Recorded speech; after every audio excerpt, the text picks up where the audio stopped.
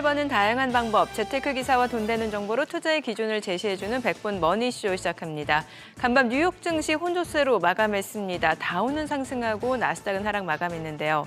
연준이 공개한 1월 FOMC 의사록에서는 금리 인하에 신중해야 한다는 입장을 재확인했고 또 장 마감 이후 발표된 엔비디아 실적은 시장의 예상치를 웃돌았습니다. 오늘 증시 향방도 잘 지켜보셔야겠습니다. 어제 국내 증시 코스피는 2650선을 중심으로 공방전을 펼치다가 소폭 하락 마감했는데요. 연일 매수를 보였던 외국인이 차익 실현에 나서면서 시장을 압박한 상황입니다. 오늘은 과연 어떤 흐름을 나타냈는지 증시타임에서 확인해 보겠습니다. 2월은 주식 투자하시는 분들에게 굉장히 중요한 달이죠. 바로 주식 양도소득세 신고 납부 기간 때문인데요.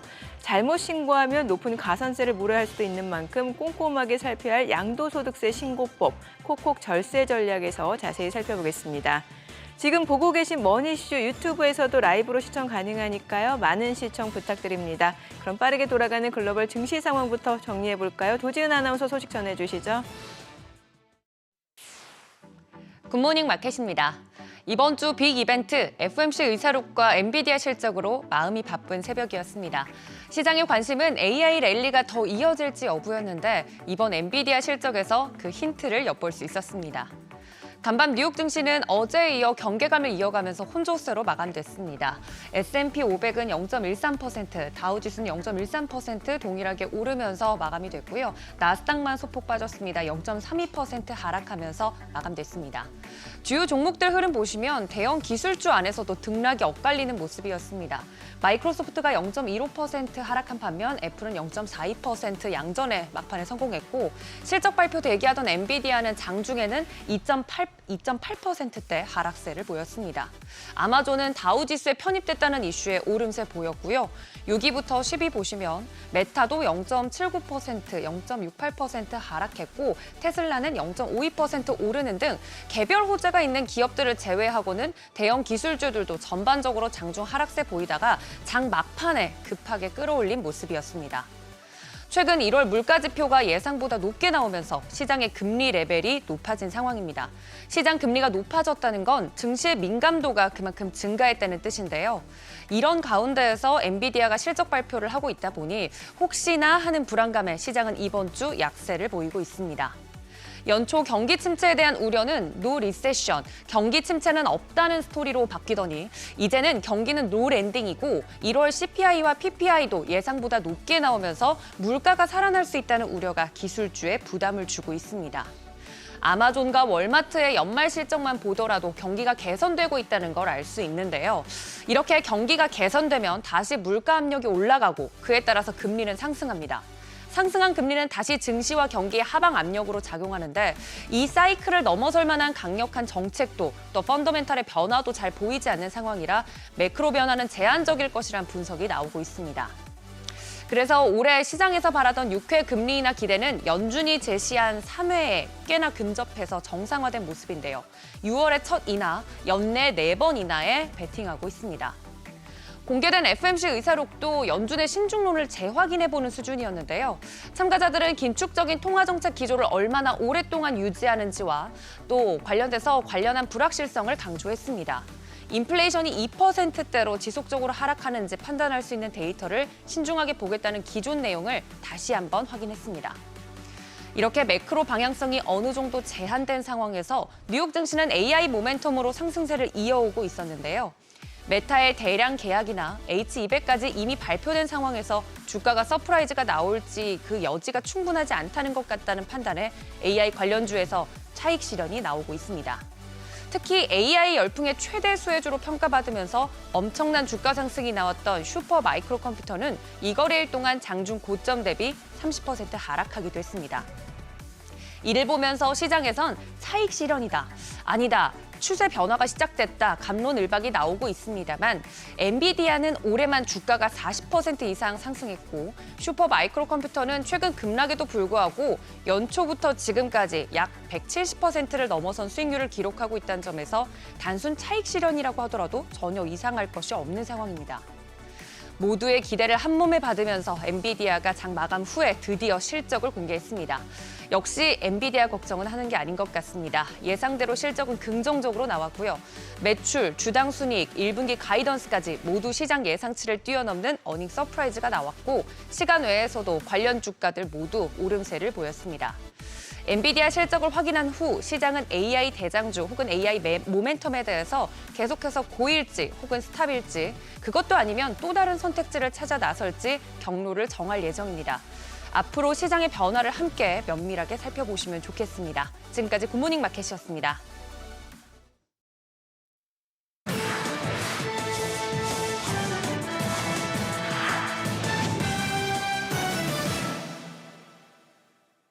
글로벌 비즈입니다. 오늘은 맞춤형 컴퓨팅 칩 제조를 위해 인텔과 계약을 체결한 마이크로소프트와 오픈소스 AI 모델 젬마를 공개한 구글, 아이메시지에 양자 내성 암호를 도입하려는 애플 소식입니다. 마이크로소프트가 맞춤형 컴퓨팅 칩 제조를 위해 인텔과 계약을 맺었습니다.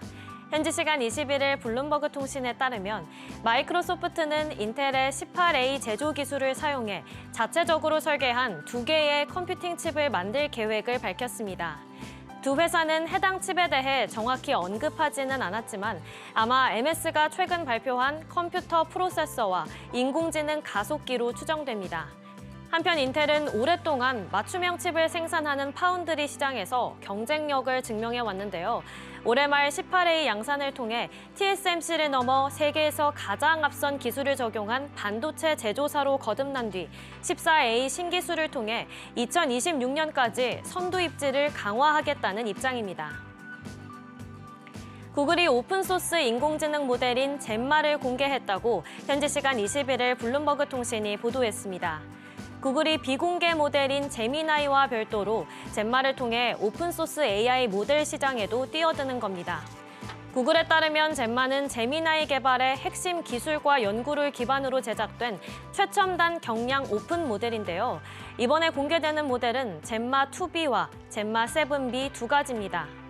젬마는 노트북, 업무용 컴퓨터 또는 구글 클라우드에서도 이용 가능하며 버텍스 AI, 구글 쿠버네티스 엔진을 이용해 설치할 수 있습니다. 한편 구글은 AI 모델 제미나이를 엔터프라이즈 툴에 적용한다고 밝혔습니다. 오픈 AI와의 경쟁을 위해서인데요. 현재 기업들에 제공하는 인공지능 도구 중 일부에 제미나이가 적용되는 것이며 더 저렴한 요금제로 이용할 수 있습니다.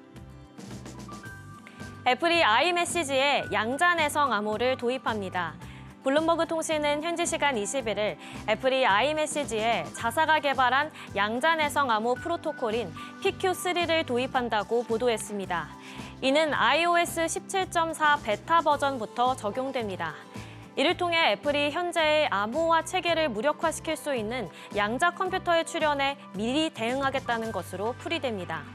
아직 양자 컴퓨터가 대중적으로 상용화된 단계는 아니지만 공격자들이 현재 암호화된 데이터를 대량으로 수집해놨다가 나중에 양자 컴퓨터를 통해 복호화할 수 있는 가능성도 있기 때문입니다.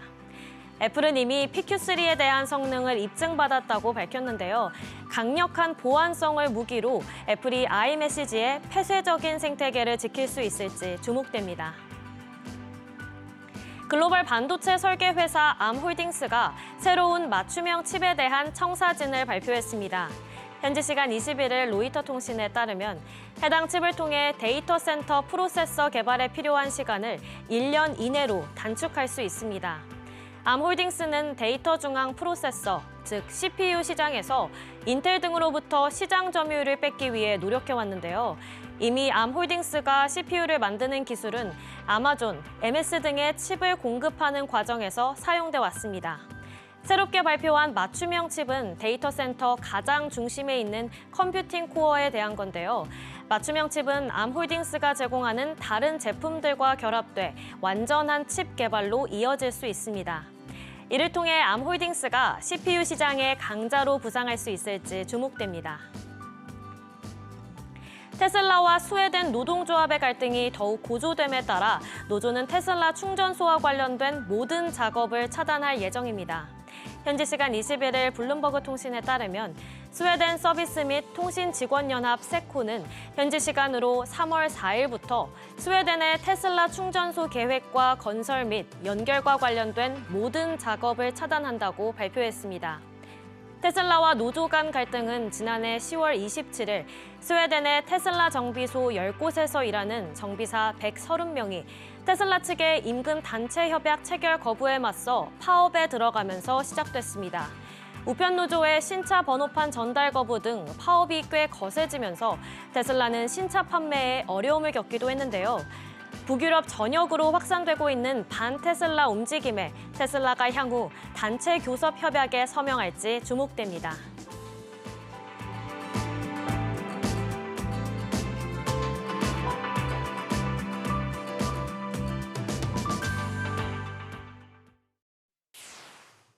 어제장 이슈가 있었던 업종 살펴보는 기업 이슈 시간입니다.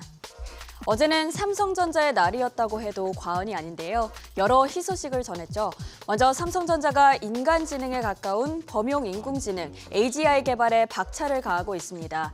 글로벌 반도체 IP 기업인 ARM과 협력하고 미국의 새 연구 조직도 차렸는데요. 우선 삼성전자 파운드리 사업부는 ARM과의 협력으로 AI 반도체에 최적화된 GAA 공정 기술의 경쟁력을 최대로 올리겠다는 목표입니다. 데이터 처리 속도와 전력 효율을 높여서 차세대 반도체 개발에 드는 시간과 비용이 대폭 줄어들 것으로 보이는데요. 게다가 마크 저커버그 메타 CEO가 이달 말 중으로 10년 만에 한국을 방문해서 이재용 삼성전자 회장과 만날 예정입니다. AI 반도체 수급을 비롯한 생성형 AI 관련 사업에 대해 논의한다고 하는데요.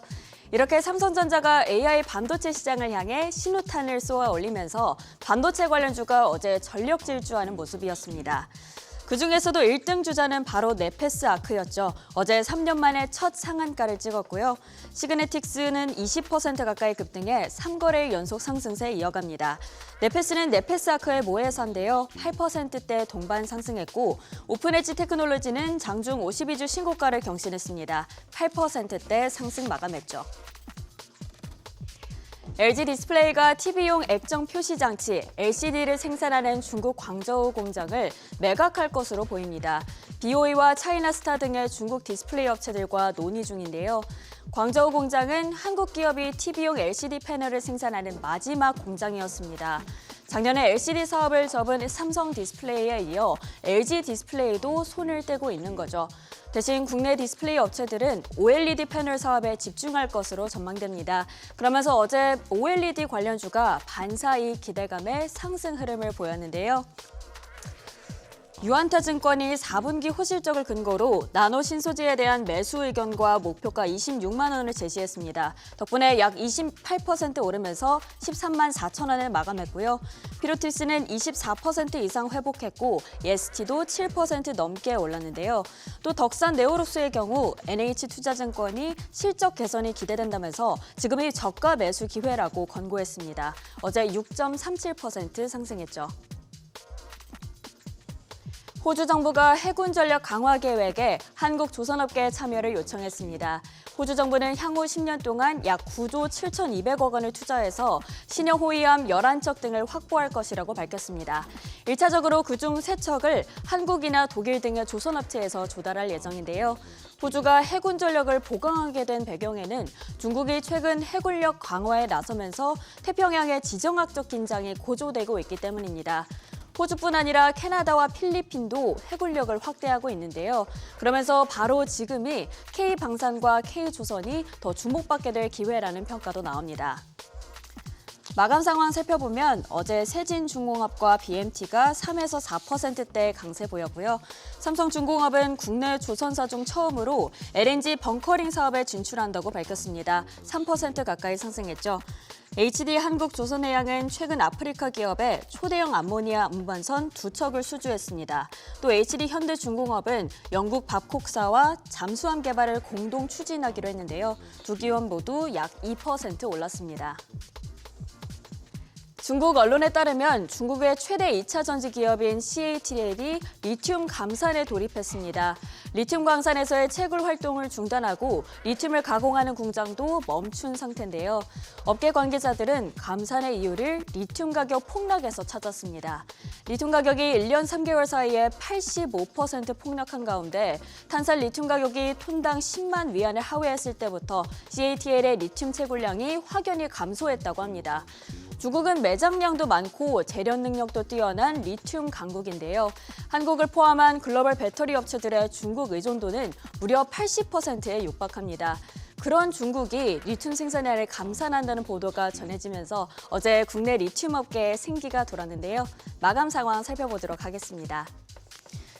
코스모화학이 12% 넘게 급등해 37,900원에 마감합니다. 강원에너지는 최근 포스코 퓨처엠에 234억 규모의 설비를 수주했죠. 어제 5% 상승 마감했고요.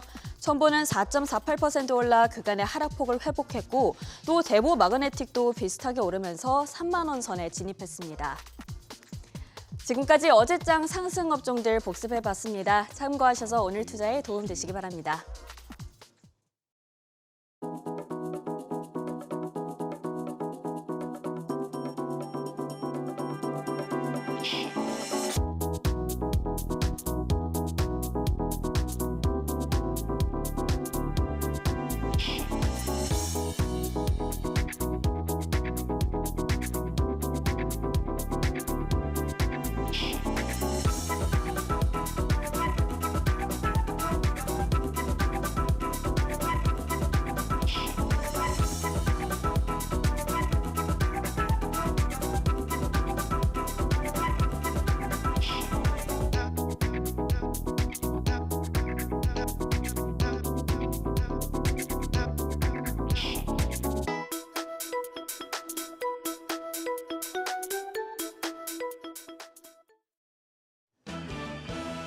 대내외 변수를 앞두고 코스피가 연이틀 하락했습니다.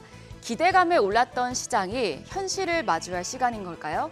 정부 발표 기대감에 저PBR 장세가 이어져 왔지만 밸류업 정책의 강조에 따라 증시가 조정 국면에 들어갈 가능성이 점쳐지면서 이에 대비하는 모습을 보여줬습니다. 다만 간밤에 엔비디아 실적이 좋았기 때문에 오늘은 AI 반도체 단이 시장을 끌어줄 수 있겠는데요. 일단 어제장부터 복귀하겠습니다. 어제 코스피가 0.17% 내려 2653.31포인트, 코스닥은 0.24% 하락해 864.07포인트로 마감했습니다.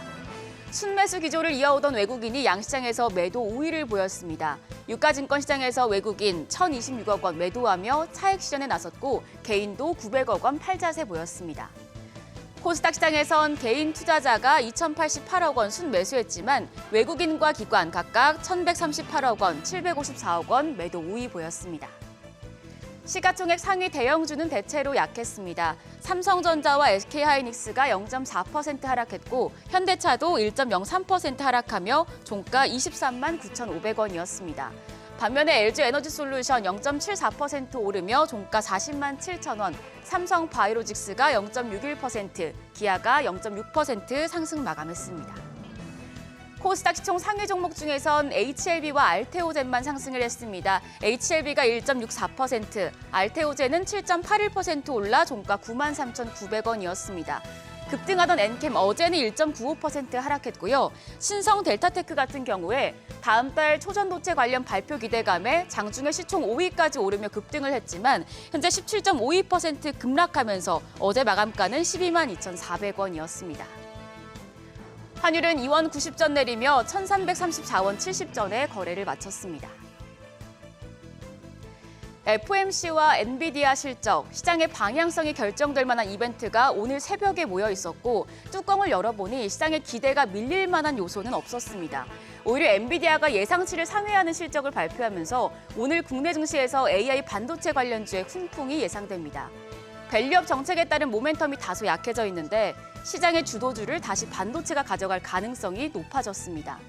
어제와 오늘 이틀 동안 AI 반도체와 관련된 소식들이 굉장히 많이 나왔습니다. 엔비디아 실적뿐 아니라 마이크로소프트가 엔비디아 의존도를 줄이기 위해서 AI 서버 장비를 개발 중이라고 밝혔고요. 삼성전자는 AI 두뇌 역할을 하는 인공지능 칩 개발팀을 신설한 것으로 알려졌습니다. 이런 가운데 또 저커버그 메타 CEO가 10년 만에 한국을 방문해서 삼성 이재용 회장과 AI 회동을 할 것이란 기대감도 커진 상황인데요. AI 반도체 모멘텀이 산적해 있는 만큼 관련주들 흐름 체크해 볼 필요가 있겠습니다. 지난해 반도체와 함께 시장 상승을 주도했던 건 2차 전지였죠. 그런데 반도체와 달리 지금 2차 전지는 주도주로 복귀하기엔 전기차 수요 둔화로 시장의 기대치가 굉장히 낮아져 있습니다. 다만 하나증권은 전해액과 전구체, 전고체, 첨가제 등 소형주 같은 경우 실적 성장성이 부각될 전망이라고 밝혔습니다. FFOC, 우려 왜곡 집단 규정에 따라서 한국 배터리 기업들 사이에서 중국 기업들의 시장 점유율이 하락한다면 전해액과 분리막, 동박 등이 수혜를 받을 수 있다는 건데요. 전고체 배터리용 황화 리튬을 제조하는 레이크 머티리얼즈와 이수 스페셜티 케미컬, 그리고 실리콘 음극재와 CNT 도전제 쪽에서는 대주전자재료와 나노신소재, 제이오가, 그리고 LFP 배터리 관련 체인에서는 첨보와 탑 배터리열 그리고 캠트로스의 주가 상승을 기대해 볼 수 있다고 전했습니다. 2차 전지 같은 경우 종목 장세가 예상되니 기업들마다 선별 접근하시길 바랍니다. 오늘 우리 시장 나쁘지 않게 출발할 것으로 보이는데요. 엔비디아 호실적의 영향을 받을 수 있는 종목들 체크하시면 좋겠습니다. 지금까지 어제장 오늘장이었습니다.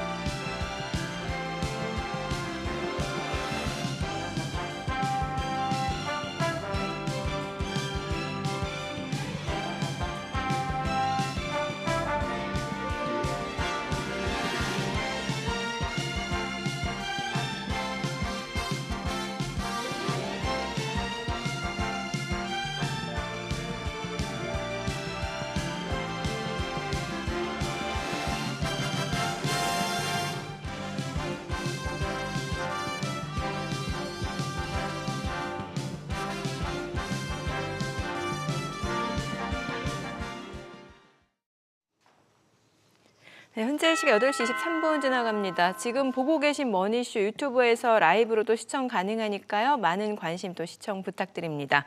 간밤 뉴욕 증시 이제 장중에 좀 낙폭을 줄여내면서 다우하고 S&P 500이 소폭 상승으로 마무리가 됐고 나스닥은 약보합권에서 마감이 됐습니다. 주요 빅 이벤트가 있었죠. FOMC 의사로 공개가 됐고 또 장 마감 이후 엔비디아 실적 발표가 있었습니다. 시장에 미칠 영향들 좀 주요 이슈들 점검해 보도록 하죠. 오늘 FL 리서치 한용희 수석 함께합니다. 어서 오세요. 안녕하십니까. 네, 일단 뭐 사실 FOMC 같은 경우는 별다른 내용은 딱히 없었던 것 같아요. 시장 예상대로 금리 인하는 좀 신중해야 된다라는 입장이 재확인됐다. 이 정도로 볼 수가 있겠죠. 그렇습니다.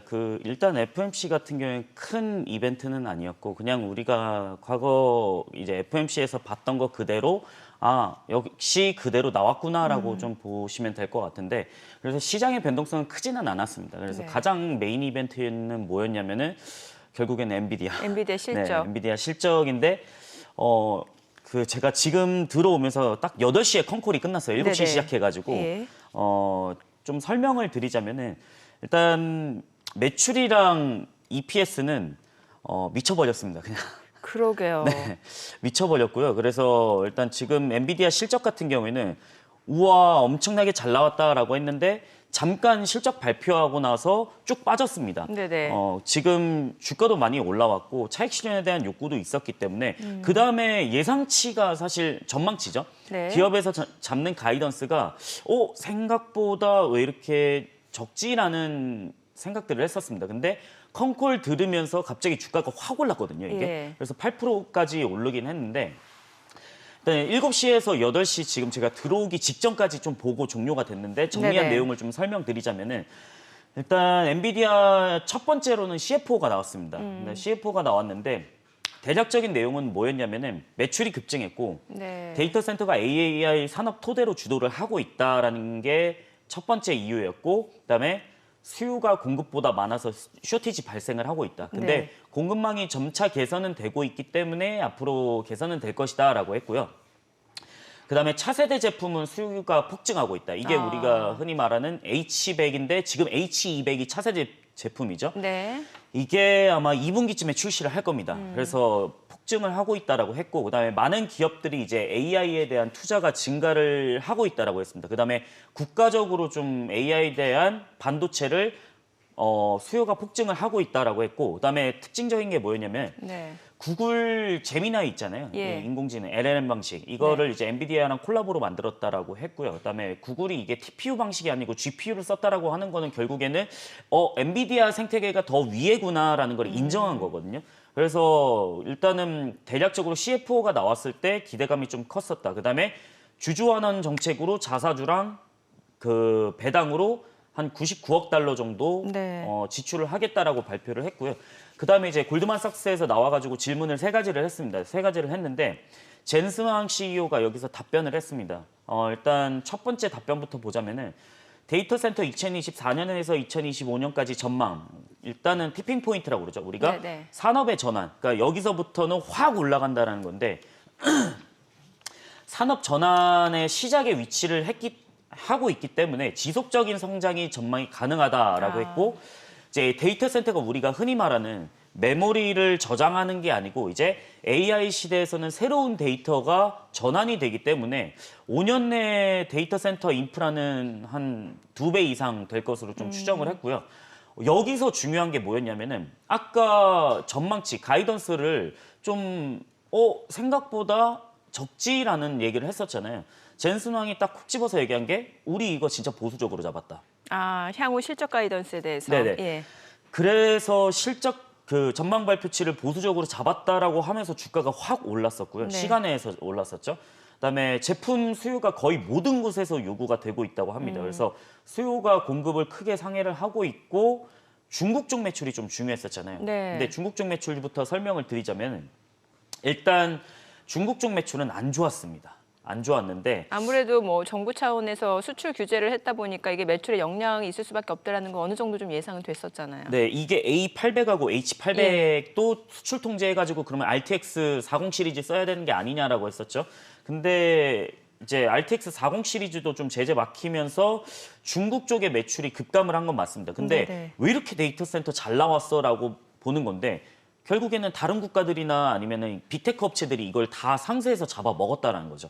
그래서 오히려 더 중국보다 지금 일단 빅테크 업체들은 다른 국가들에서 좀 매출이 많았다라는 거고, 그래서 그 A100하고 H800 같은 제한된 칩은 일단 라이센스 받지 못했다. 네. 그래서 결국에는 수요가 환상이고 아직 그 수요 맞추기도 어렵다라고 하면서 오늘 시간에서 상승하는 흐름을 좀 보였다라고 보시면 좋을 것 한 같습니다. 7%, 8% 사이로 지금 상승을 보여주고 있잖아요. 지금 장중에가 한 2% 넘게 떨어졌고 네, 예. 장중에 2% 넘게 떨어졌었고 지금 한 시간에서 7.4%. 변동성이 지금 한 4.5% 네네네. 상승을 했거든요. 네네. 그래서 726달러에 마감이 됐는데 일단 오늘 시간에서까지 전고점 746달러까지는 뚫지는 못했다. 지금 한 725달러 정도. 네네, 예. 맞습니다.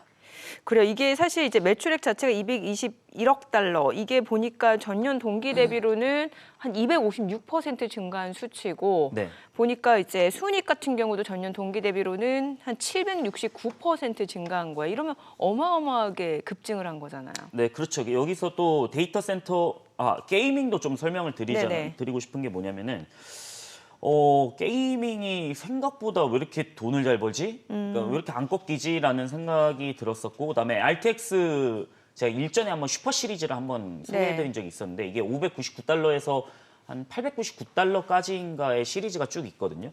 이 이게 RTX라는 게 구체적으로 어떻게 그래픽 카드 예, 그래픽 카드, 네이밍입니다. 예, 네이밍. AMD는 이제 라이젠을 쓰고 있고요. 그다음에 이게 보통 이제 게임 하시는 분들한테 굉장히 중요한 그렇죠. 거죠. 굉장히 예. 중요하죠. 그래서 RTX 시리즈가 이번에 슈퍼 시리즈 같은 경우는 굉장히 잘 팔릴 것 같기 때문에 이게 4분기에 출시했을 거예요. 그래서 아마 1분기에는 게이밍 쪽에 매출 더 잘 나올 수 있지 않을까. 그래서 4분기 같은 경우에는 게이밍 쪽에서 매출이 한 29억 달러 정도 나왔는데 이게 YOY 기준으로 59% 증가를 네. 한 거거든요. 그다음에 데이터 센터는 뭐 그 어나더 레벨이죠. 그냥 지금 4분기 매출이 184억 달러인데 일단 QOQ 대비해서는 27% 증가를 한 거고 예. YOY 기준으로 이제 409% 정도 증가를 한 건데 여기서 특징적인 게 또 뭐였냐면은 아까 제미나이 말씀드렸는데 구글과 협력해가지고 젠마라는 데이터 센터를 좀 만들겠다라고 했습니다. 그러면은 일단 빅테크 업체들은 지금 엔비디아 옆에 붙어 있겠다라는 메시지거든요. 그러네요. 예. 그 다음에 AWS, 아마존 웹 서비스에서는 일단 DGX, 엔비디아 DGX 클라우드 호스팅을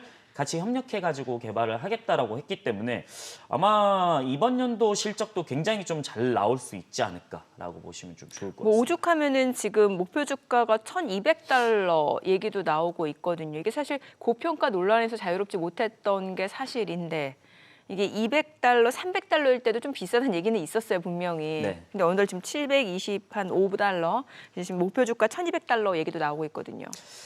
일단 저는 엔비디아 여기서는 저는 심리적으로 내가 감당할 수 있느냐 없느냐가 일단 나눠지는 것 같고요. 그러면은 내가 장기적으로 가져갈 수 있느냐 없느냐를 좀 판단하셔야 되는데 근데 대부분 개인 투자자분들께서 여기서 매수를 했다가 갑자기 뭐 600달러 갈 수도 있는 거고 오늘 같이 만약에 실적 발표하고 나서 그 컨콜에서 이거를 확실하게 답변을 못 해줬다라고 하면은 이게 오히려 마이너스 5% 빠질 수도 있는 거거든요. 그러면은 이제 내가 고점에서 잡은 게 아니야라는 생각도 가지실 수가 있겠죠. 그렇기 때문에 저는 지금 구간에서는 좀 심리적인 리스크 때문에 안 잡으셨으면 좋겠다. 아, 심리적인 리스크. 네, 이거를 감당하실 분들만 좀 했으면 좋겠다라는 말씀을 드리고 싶고요. 네, 여기서 괜히 내가 고점에 잡은 게 아닌가라는 생각을 딱 하시게 된다라고 하면은 조금은 리스크가 생기지 않을까. 이러다가 엔비디아 주가 날아가면 더 배 아프고 힘든데. 뭐 저도 엔비디아 상당히 좋게 네. 보기도 했고 한데 이건 주가의 영역은 좀 다르다라고 생각을 합니다. 그렇기 때문에 조금 리스크 관리를 하셨으면 좋겠다라는 생각 때문에 말씀을 드리고 싶습니다. 예전에 보면 참 그 애플 스티브 잡스 이미지면 이제 보통 이제 검은 터틀넥, 네. 일명 놈룩이라고도 그때 많이 알려져 있었잖아요. 네네. 근데 요즘에는 보면은 그 엔비디아 CEO 젠슨 왕 네. 항상 그 공식 행사에서 보면 검정색 가죽 재킷, 네. 오죽하면 구글의 연관 검색어로 레더 재킷이 등장을 할 정도잖아요. 그렇죠. 이제 젠승왕 그 이번에 CEO 발표하고 나서 그냥 지나가는 말로 이제 뭐 샤넬 가죽 자켓 사겠네 뭐 이런 얘기가 있더라고요. 그래서 가죽 재킷 샤넬 브랜드로. 그게 사실 좀 젠슨왕의 어떻게 보면은 아이덴티티죠. 또 네. 예전에는 이제 그 애플 같은 경우에는 터틀넥이나 이제 뉴발란스 운동화였고 젠슨왕 같은 경우에는 가죽 자켓이기는 한데 네. 사실 뭐 큰 의미는 없고 일단은 뭐 공식 사상에서 그런 빅테크 업체들 CEO가 자기들만의 아이덴티티를 좀 구축을 그렇죠. 한다. 예. 그냥 그렇게 흐름만 보시면 좋을 것 같습니다. 아니 이렇게 되면 이제 오늘 국내 증시에서 그 AI 관련주라든지 아니면 뭐 HBM 관련주들 네네. 또 한 번 좀 주가가 상승 모멘텀을 또 가져갈 수도 있겠다는 생각이 들거든요. 그렇죠. 저는 일단 이렇게 실적이 잘 나오고 자신감이 생겼다라고 하는 거는 결국에 우리나라 HBM이 더 쓰일 수 있는 가능성이 높다라는 거고 네. 그다음에 가장 중요한 거는 이제 HBM3E라든지 HBM4 같은 경우 2025년이나 2026년에 나오거든요. 네. 그러면 차세대까지 이렇게 많이 쓰인다라고 하면은 우리 소요 폭증하고 있어요.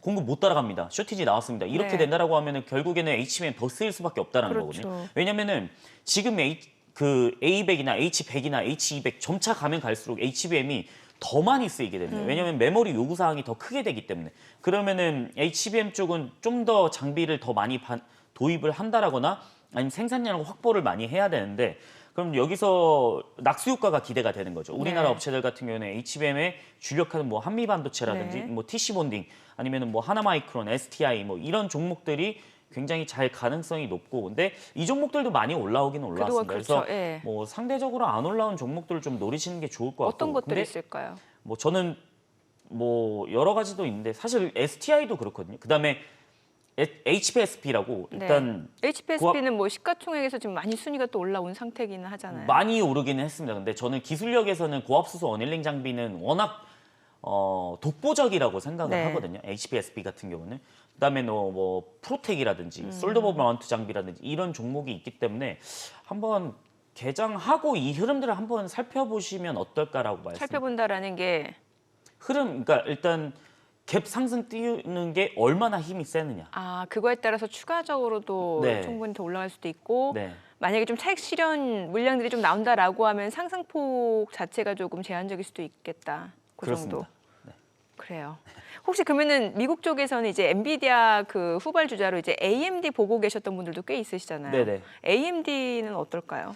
일단 AMD 같은 경우에도 그렇게 크게 많이 그 정규장에서 시간 외에서 이제 네. 1.8% 정도 상승을 했거든요. 네네. 근데 일단 AMD도 결국에 같이 따라갈 수밖에 없는 상황인 거죠. 그러면 그러니까 수요가 이렇게 폭증한다라고 하면 네, 왜냐하면 고객사들은 이거 빨리 해가지고 내가 AI 만들어야 되는데 이제는 AI가 아니고 일반적인 인공지능인 최근에 AGI라고 불리잖아요. 그렇죠. AGI까지 만들어야 되는데 그럼 GPU 더 필요하지 않나라는 거고 그럼 자체적인 개발을 할 수 있는 빅테크 업체들은 그런 생각들을 계속 하겠죠. 이게 메커니즘이 뭐냐면 비슷한 산업이 있습니다. 2차 전지, 전기차 업체. 네네네. 전기차 업체 계속 뭐라고 하냐면 배터리 내재화해야 됩니다. 우리가 아껴서 우리가 만들어야 됩니다 하는데 반도체 빅테크 업체들도 똑같은 거죠. 예. 우리가 직접 GPU라든지 AI 반도체 만들어서 이 수요에 대응을 해야 됩니다. 우리가 데이터 센터를 구축해야 됩니다라는 건데 결국에는 일단 AMD 같은 엔비디아는 AMD는 지금 당장 쓸 수밖에 없다는 거. 근데 빅테크 업체가 우리 생산할 거예요라고 해가지고 이게 바로 되는 게 아니거든요. 네. 왜냐면은 TSMC가 그러면은 메타 어서 오세요. 바로 만들어드리겠습니다. 안 하거든요. 왜냐면 지금 물량도 많이 밀렸거든요. 애플이라든지 퀄컴 아니면 뭐 엔비디아, AMD 이 업체들이 워낙 지금 많이 밀려 있기 때문에 메타 얼마나 주문할 거예요? 지금 엔비디아만큼 주문할 수 있어요? 가능성이 없거든요, 아직까지는. 그래서 일단 그 시간이 좀 지켜봐야 되는 부분이기도 하고, 그리고 지금 AMD나 엔비디아는 그렇기 때문에 일단 수요 면에서는 계속 쓰일 가능성이 높다라고 보시면 좀 좋을 것 같습니다. 네. 자, 그리고 테슬라 얘기도 좀 해봐야 될 것 같은데, 이제 테슬라 같은 경우는 뭐 좋게 얘기하면 이제 가격적인 측면에서 조금 매력적인 구간에 있는 것 같고, 왜냐면은 한 $185 정도에서는 그래도 좀 접근해 볼 만하다라는 말씀을 주셨고, 그런데 지금 나온 소식들로는 그렇다 할 만한 좀 호재는 딱히 없어 보이거든요. 일단 좀 저는 호재가 있는 게 뭐냐면, 네.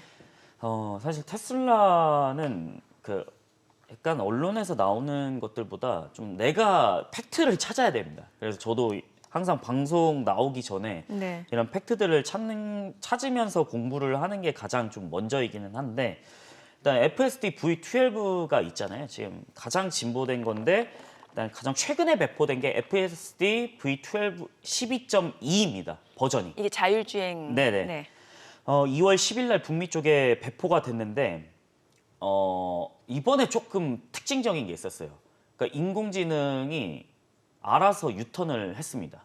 이게 그러니까 엔드 투 엔드 방식입니다. 이게. 예. 내가 개발자가 코딩을 해가지고 뭐 웨이모나 크루즈 같은 경우는 좀 코딩을 해서 직접 이게 뭔가 이때는 뭘 해. 약간 인공지능이 직접 판단을 하는 게 아니고 네. 코딩 자체로 흘러가는 거거든요. 근데 엔드 투 엔드 방식은 뭐냐면은 인공지능이 알아서 이 경로에서는 내가 어떻게 행동을 해야 됩니다라는 거를 인식을 하는 거예요. 네네. 근데 이번에 좀 특징적인 게 뭐였냐면은 FSD 12.2에서 유턴을 실행을 했습니다. 이게 FSD에서 한 번도 본 적이 없는 거였거든요.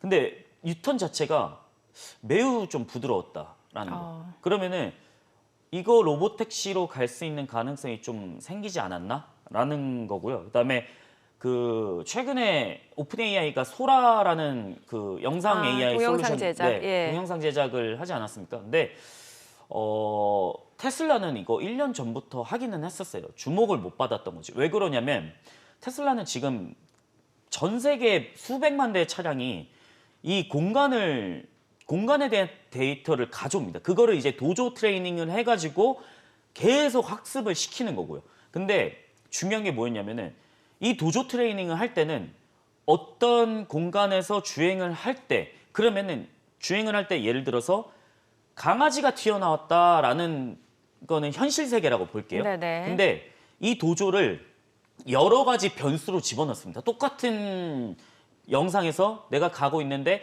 얘는 이거 현실 세계에서는 강아지가 튀어나왔어. 근데 아이가 튀어나왔을 때 너 어떻게 할 거야? 라고 물어보는 거죠. 이거를 계속 트레이닝을 하는 건데 이게 이미지 트레이닝이거든요. 네네. 결국에는. 그래서 저는 테슬라는 이미 그 영상에 대한 물리 법칙을 좀 이해를 많이 하고 있다. 아. 왜냐하면 소라가 굉장히 뛰어난 건 맞습니다. 제가 볼 네네. 때도 굉장히 뛰어나고 사실적이고 그런 부분들은 맞으나 이게 물리 법칙을 좀 이해를 해야 되거든요. 근데 물리 법칙을 이해하는 거는 좀 테슬라가 더 많지 않을까. 왜냐하면 영상에 대한 학습을 더 많이 했기 때문에 저는 그거를 먼저 기대감을 말씀을 드리고 싶고요. 그다음에 뭐 여전히 지금 보니까 우리나라 개인 투자자분들 그 미국 뉴욕 증시에서 많이 사고 있는 종목이 또 테슬라기도 하네요. 최근에 네. 또 주가가 떨어지니까 그만큼 또 가격 메리트도 있었던 건 사실이고요. 네, 저는 네. 일단은 200달러에서 180달러 밑에는 네네네. 1차 매수 구간이라고 네네. 항상 말씀을 좀 드리고 싶고요. 그다음에 포드가 가격 인하를 했죠. 포드 그렇죠. GT가 가격을 인하했는데 한 1,000만 원 정도. 네, 예. 근데도 테슬라 모델 Y에 비해서 더 느리고 무겁고 공간도 이게 미국은 사실 캠핑을 많이 다니거든요. 네. 레저 활동을 많이 합니다. 그렇죠. 그래서 이 SUV 인기가 상당히 좀 높잖아요. 네. 공간 활용도가 높다 보니까 근데 공간도 좀 적고요. 그다음에 주행 거리가 상대적으로 낮습니다. 그래서 테슬라가 밀릴 가능성은 저는 좀 없다라고 생각을 재원을 비교해 놓은 거죠. 네네 예. 재원을 비교를 해놓은 겁니다. 그래서 그 이번에 가격 할인한 포드 마기 GT랑 테슬라 모델 Y 퍼포먼스 이거 GT는 상위 트림이고 퍼포먼스도 상위 트림이기 때문에 같이 좀 비교를 하자면은 저는 여전히 경쟁력은 있다라고 좀 생각을 하고 있고요. 그다음에 이번에 테슬라 사이버 트럭 스테인리스 녹 쓴다라는 이슈 있었잖아요. 예. 제가 이것도 한번 설명드리고 싶은 게 그게 영상으로 잘 보시면은 녹은 아니고 오염 같아 보이거든요. 지금 저 차량 표면인 거예요. 네네네. 예. 근데 보통 일반 차량이 같은 경우에는 이제 알루미늄을 쓰거나 철을 쓰게 되잖아요. 네. 그래서 녹에 뭔가 닿게 되면은 녹이 쓸고 도장이 까지면은 이제 녹이 쓸거나 이렇게 되는 부분인데 사실 도장을 안 하기 때문에 스테인리스 스틸이어서 우리가 스테인레스라는 거는 녹이 없다라는 거잖아요. 그냥 보통 이제 한국말로 하면 주방에서 식기류들이 스테인리스 스틸이 많잖아요. 녹이 쓰는 경우는 거의 없는데. 거의 없죠. 근데 예. 제가 이것도 비교를 해드린 게 우리가 예. 흔히 지금 주방에서 칼 쓰거나 뭐 도마스건 냄비 쓰거나 이런 스테인레스가 보통은 304급입니다. 스테인레스도 다 똑같은 스테인레스가 아니에요. 이게 예. 니켈이라든지 크롬이라든지 아니면 몰리를 좀 합성해가지고 얼마만큼 비싸게 하느냐가 중요한 거거든요. 네네. 근데 그러니까 흔히 말해서 그 시계에서는 롤렉스가 있잖아요. 네네. 롤렉스가 굉장히 비싼 스테인리스 스틸을 써요. 이게 900번대 등급을 쓰거든요. 근데 일단은 우리가 흔히 일상생활에서 사용하는 게 한 300번대 스틸입니다. 304 네. 스테인리스. 근데 테슬라 사이버 트럭이 이게 304에서 보통 물이라든지 바닷물을 머금게 되면은 316L로 넘어가자라는 겁니다. 여기서 304는 니켈 8%에 크롬이 한 18% 정도 들어가거든요. 네. 근데 316L 같은 경우는 니켈 12%에 크롬 18%에 몰리가 한 2% 정도 들어갑니다. 몰리는 또 뭐예요? 그러니까 이게 자가 부식 기능을 이걸 각자 조합해가지고 부식 저항성을 높이는 겁니다. 그러니까 자가 복원 기능이 있는 겁니다. 결국에. 사실 주방에서 보는 스테인리스 자체도 녹은 안 쓰는데 이거보다 더 좋다라는 거잖아요. 훨씬 예. 좋기 때문에 원래 304에서 316으로만 넘어가도 비싸서 못 쓰겠어요라고 하는 거거든요. 근데 B나 이게 해양 등급에서 바닷물을 머금었을 때 304에서 316으로 넘어가는데 비싼 스테인레스인데 아마 저게 오염일 가능성이 좀 크고요. 그래서 네. 이 부식에 대한 저항성은 사실 상당히 높다. 그래서 저는 사이버 트럭은 일단 지켜보기는 해야 되겠지만은 과연 빗물에 스테인리스가 녹이 쓸까라는 건 좀 의문이다라고 좀 보시면 좋을 것 같습니다. 어쩌면 저 영상이나 저 화면 자료 자체가 조금 자기적일 수도 있겠네요. 퍼드가 어쩌면. 워낙 많다 보니까 예. 그래서 저는 좀 사실 확인은 해야 되지 않나라고 말씀 한번 드려보고 싶습니다. 그러면은 이제 테슬라하고 연결해서 이제 국내 증시에서 2차 전지 관련주도 좀 여쭤볼게요. 그나마 어제 국내 증시 2차 전지 뭐 LFP 관련주라든지 리튬 관련주들이 좀 오르기는 했는데 기존의 2차 전지 관련주라고 했던 종목들은 여전히 좀 지지부진한 답보 상태거든요. 이거 갖고 계신 분들 꽤 있으세요. 저는 2차 전지 관련주들 중에서는 일단 얼마 전에 LG에너지 솔루션 김동명 CEO가 이런 얘기를 했죠. 8월부터 테슬라 4680 배터리에 납품 예. 시작할 거다. 이게 예. 어디서 만드냐면은 충북 오창 공장에서 만들어지죠. 네. 그리고 미국 애리조나 쪽에서도 이제 4680 배터리 공장을 좀 지을 예정이고 테슬라에 공급을 할 것이다라고 얘기를 했습니다. 근데 네. 2023년 그 테슬라는 자기들이 자체적으로 4680 배터리를 만들기는 합니다. 근데 아마 지금까지 많이 부족하긴 할 겁니다. 많이. 네네. 왜 그러냐면 일단 4680 배터리에 들어가는 라인업을 좀 보셔야 되는데 일단 텍사스에서 만들어지는 모델 Y도 들어가긴 하고요. 그다음에 사이버 트럭이랑 세미 트럭에 들어가기는 하는데 네. 일단 세미 트럭은 아마 18650이나 2170도 들어가기는 할 거예요. 근데 차세대로 점차 이제 시간이 지날수록 4680 배터리를 쓸 건데 왜 이걸 쓰냐면은 에너지 밀도가 2170 대비해 가지고 5배가 높고요. 출력이 6배가 높고 주행거리가 16% 증가합니다. 그러면은 이게 가격이 낮춰진다라고 하면은 나는 마진율을 높이거나 가격 다운해 가지고 상대방을 죽일 수 있다라는 거죠. 전략 자체가. 그래서 4680 배터리에 힘을 많이 쓰고 있는데 일단 2023년 10월 달에 기가 텍사스에서 2천만 번째 배터리를 생산을 했다라고 발표를 네. 했습니다. 근데 지난 4분기 IR 컨콜에서 일론 머스크가 2024년은 4680 배터리 생산을 크게 증가시키는 중요한 한 해가 될 것이다라고 언급을 했었죠. 근데 4680 배터리는 일단 전기차 비용의 핵심적인 부분입니다. 그리고 네네. 지금 그러면은 2천만 번째 생산을 했다라고 하면은 제가 월로 계산을 했을 때는 한 400에서 500만 개 정도 생산하는 속도거든요. 그러면 이걸 사이버 트럭에 집어넣게 되면은 사이버 트럭이 연에 얼마 정도 생산을 할 수 있느냐? 한 2만 4천 대 정도 생산을 할 수 있습니다. 그러면은 지금 사이버 트럭 연간 목표가 25만 대입니다. 그러면은 지금 수치에서 10배를 늘려야 되는데 일단 자기들이 만드는 4680 배터리는 양산에 대한 속도 문제가 있기 때문에 파나소닉이나 LG 엔솔에서 가져올 가능성이 높다는 거죠. 원통형 배터리를. 그래서 일단 46 시리즈는 8월 달에 생산 계획을 한 게 LG 에너지 솔루션이고 네. 저는 여기서 좀 봐야 될 거는 그러면은 원통형 배터리 관련주들. 그래서 TCC 스틸 니켈 도금 강판을 하는 업체 TCC 스틸이 날아간 거죠. 아, TCC 시스템. 네, 그다음에 예. 동원 시스템즈도 한번 날아간 거고. 예, 이게 다 원통형 배터리 관련 종목들인 네, 거죠. 뭐 동원 시스템즈는 딱 동원 참치에 딱 보면 아시겠지만 아, 캔을 그 캔, 만드는. 네. 이게 실제로 배터리 캔을 생산을 하거든요. 네네. 그래서 이게 공장을 현재 증설을 하고 있고요. 그래서 뭐 상신일이 P라든지 뭐 TCC 스틸, 신흥 SEC 이거는 CID, 그러니까 그 약간 폭발을 막아주는 역할을 하는 이제 CID를 생산한 신흥 SEC라든지 이런 종목들이 지금 최근에 좀 주가가 확 반등을 하고 있다. 예. 그래서 원통형 배터리를 좀 주목하는 게 어떨까라고 말씀드리고 싶습니다. 그럼 기존에 뭐 양극재 쪽 많이들 갖고 계시고 또 셀 업체들도 많이 갖고 계시잖아요. 또 뭐 네네. 포스코 그룹주 갖고 계신 분들도 있으시고요. 일단 1차 전지 양극재 업체들은 지금 리튬 가격이나 이렇게 올라와야 된다라는 거. 근데 리튬 가격이 어제 중국 쪽에서는 일단 탄산 리튬이긴 하지만 우리나라는 수산화 리튬이잖아요. 네. 삼원계 배터리는 수산화 리튬이고 LFP는 탄산 리튬인데 그 탄산 리튬 가격이 반등하면서 당연히 수산화 리튬도 같이 동반해서 나가는 경향들이 많거든요. 근데 저는 일단은 리튬 가격이 좀 많이 상승을 해야 된다. 그래야지 내가 재고평가 이익이 늘어나게 된다라고 하면은 지금은 장사를 잘 못해서가 아니고 내가 네. 갖고 있는 재고가 좀 시장에서 평가가 떨어져서 그렇죠. 떨어져서 손실을 본 거거든요. 따지고 보면은. 근데 재고 평가 이익이 높아지게 된다라고 하면은 이게 회계적으로 보는 효과가 있기 때문에 저는 네. 리튬 가격 반등할 때를 한번 노려보죠. 그게 아마 지금 바닥 친다라고 하는 게 이제 2분기 정도? 아, 그럼 갖고 계신 분들은 조금 더 좀 보유를 하는 전략이 저는 낫겠네요. 보유하는 게 낫지 않을까라고 말씀을 셀 드리고. 업체들은요. 뭐 LG 에너지 솔루션, 삼성 SDI, LG화학.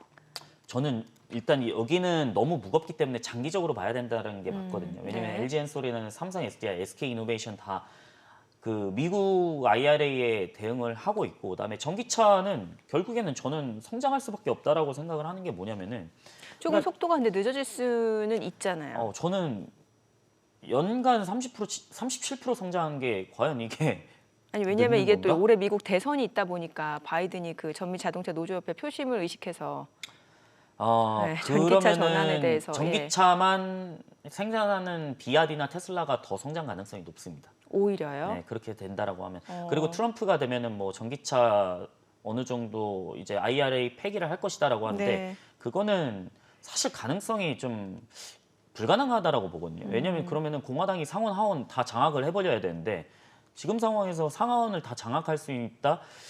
그거는 조금 뭐 현실적으로는 좀 더 불가능에 가깝지 않나라는 거고 거기서 이제 상하원에서 그걸 만장일치를 받아야 되는데 네. 이미 통과된 법안을 상하원 어떻게 장악할 것이냐라는 거고 저는 그래서 일단 트럼프가 되더라도 센티멘탈적으로는 좀 악재가 있기는 하겠지만은 펀더멘탈적으로는 저는 전혀 문제가 없다라고 생각을 하고 있고요.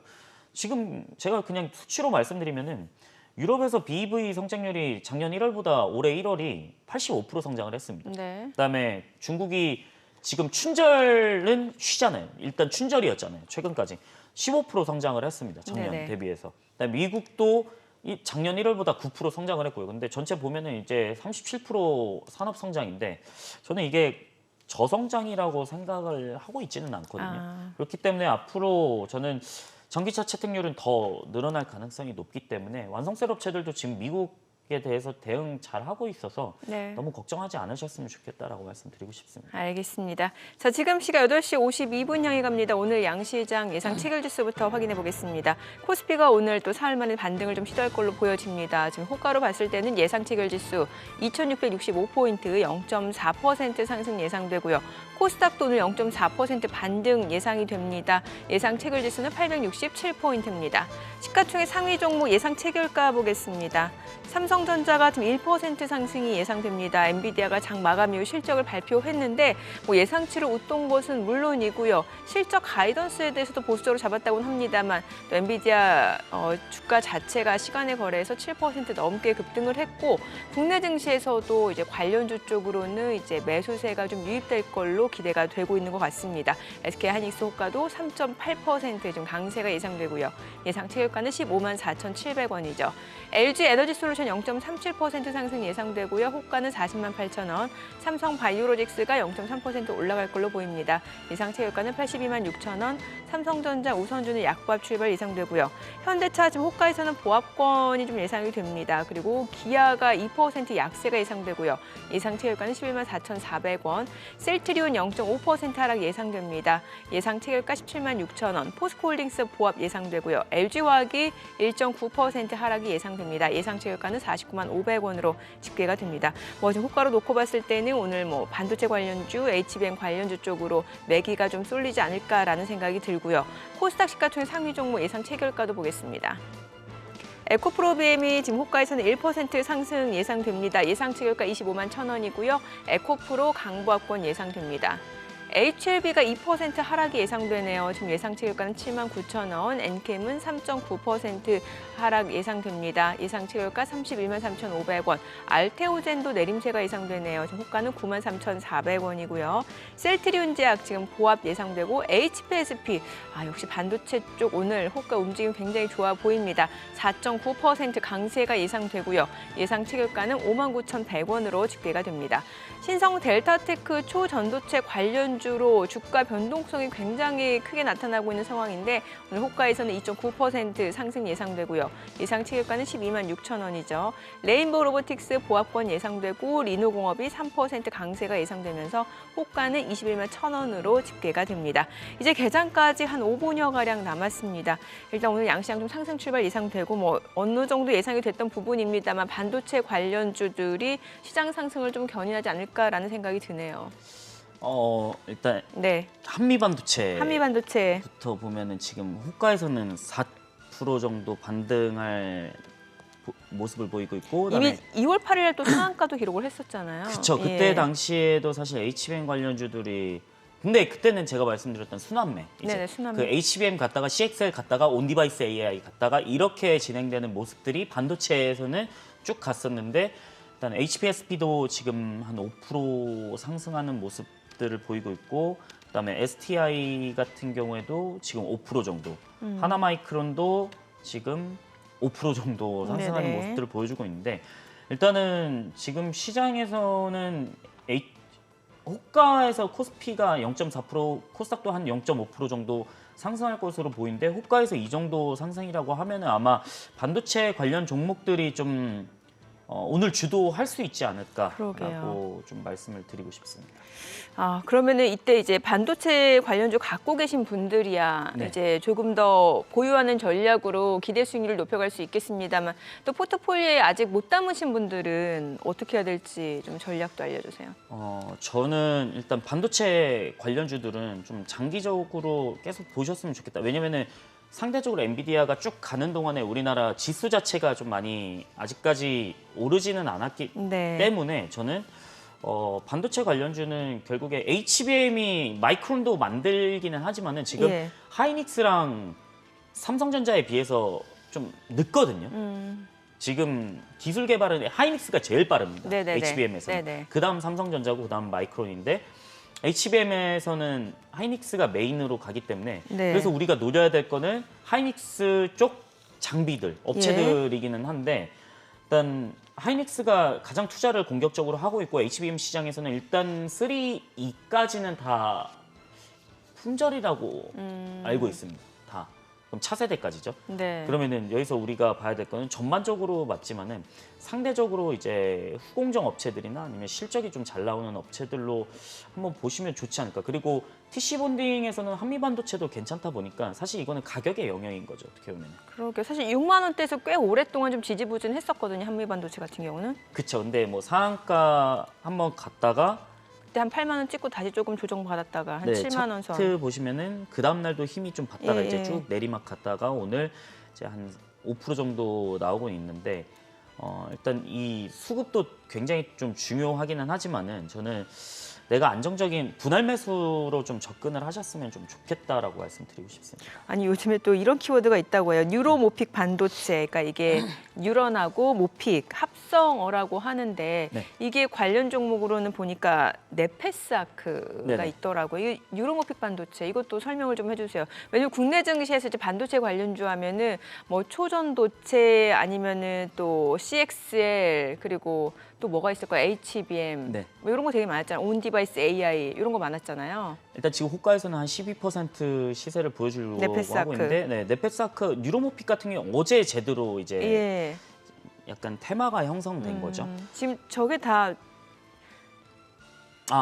여기서 제일 중요한 거는 뭐냐면은 네페스아크랑 오픈 엣지 테크놀로지랑 화면에는 없는데 일단 자람 테크놀로지 요 이렇게. 정도가 이제 가장 뉴로모픽. 대장? 예. 네, 이기는 한데 왜 대장이냐면 일단 네페스아크 그 공시를 보시면은 네. 공시에도 나옵니다. 이거 뉴로모픽 인공지능 칩 테스트 개발을 했다. 근데 뉴로모픽이 뭐냐면은 그냥 아직까지 좀 사전적인 정의로 좀 알고 계시면 좋을 것 같은데 그 AI에서는 이제 대량의 데이터를 좀 처리를 해야 되지 않습니까? 네. 근데 일반적으로 우리가 GPU를 사용하는 것보다 이제 뉴럴 칩을 좀 사용하는 게 더 효율적인 거죠. 그래서 최근에 GPU가 아니고 NPU라고 있잖아요. 네네. 그 NPU는 뇌 세포 뉴런을 말하는 거기 때문에 거기서 신경망을 통해 가지고 연산을 처리한다라는 게 우리 뇌랑 비슷하기 때문에 그렇게 NPU. 네, 그래서 NPU가 있는 건데 뉴로모픽도 사실 그거랑 비슷한 거긴 하죠. 그래서 아직까지는 이론상으로는 가장 뛰어난 반도체이기는 한데 이게 양산은 아직까지는 힘듭니다.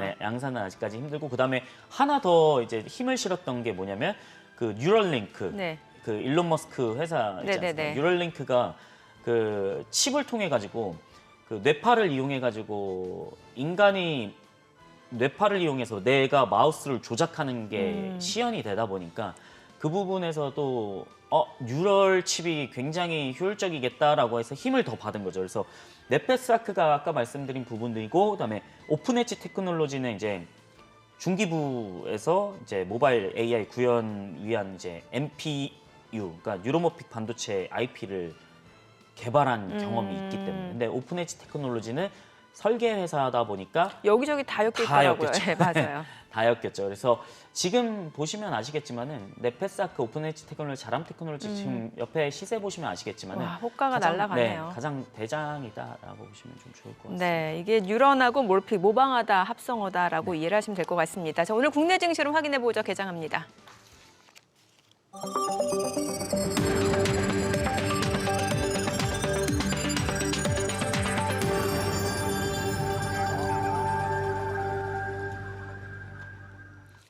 네, 2월 20일 목요일 국내 증시 개장했습니다.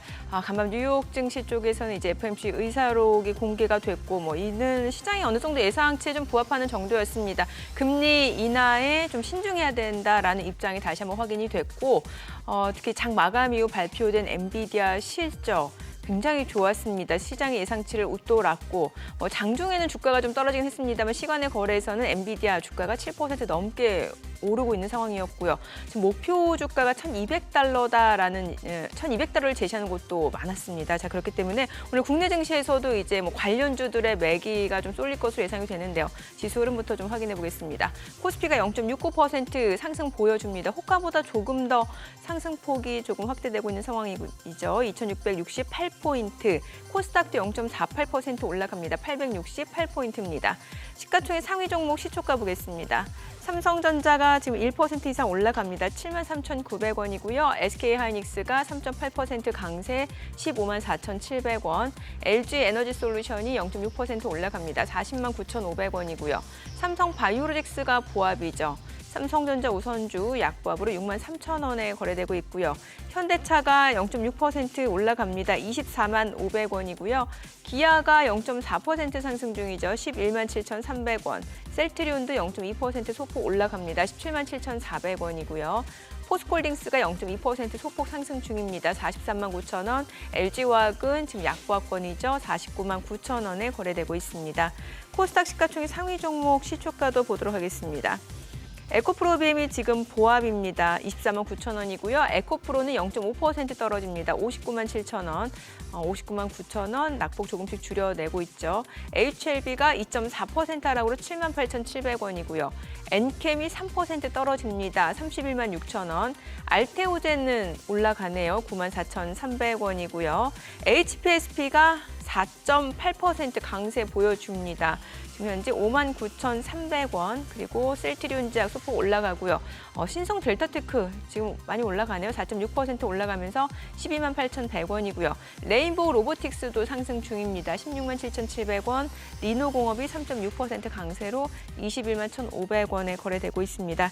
역시나 예상대로 오늘은 반도체 관련주 쪽으로 매기가 쏠리고 있는 상황이고 시장 대비 또 강세를 보여주고 있는 섹터 좀 확인해 보도록 하겠습니다. 역시나 HBM 관련주입니다. 한미 반도체가 5.7% 강세 보여줍니다. 75,700원이고요. HPSP 보셨죠? 그리고 이오테크닉스도 3% 강세 178,000원이고요. DIT, IMT도 각각 3.8%, 3.6% 올라가고 있고요. QRT도 5.6% 강세 보여줍니다. 오로스 테크놀로지 4.9% 올라가면서 34,950원이고요. 그 밖에 EST, 파도 3%, 1% 올라갑니다. 프로텍도 3.1% 강세고요. PSK 홀딩스도 4% 강세를 보여주고 있습니다. 자, 오늘 HBM 관련주들이 일제히 또 강세 흐름을 보여주고 있는 상황이고요.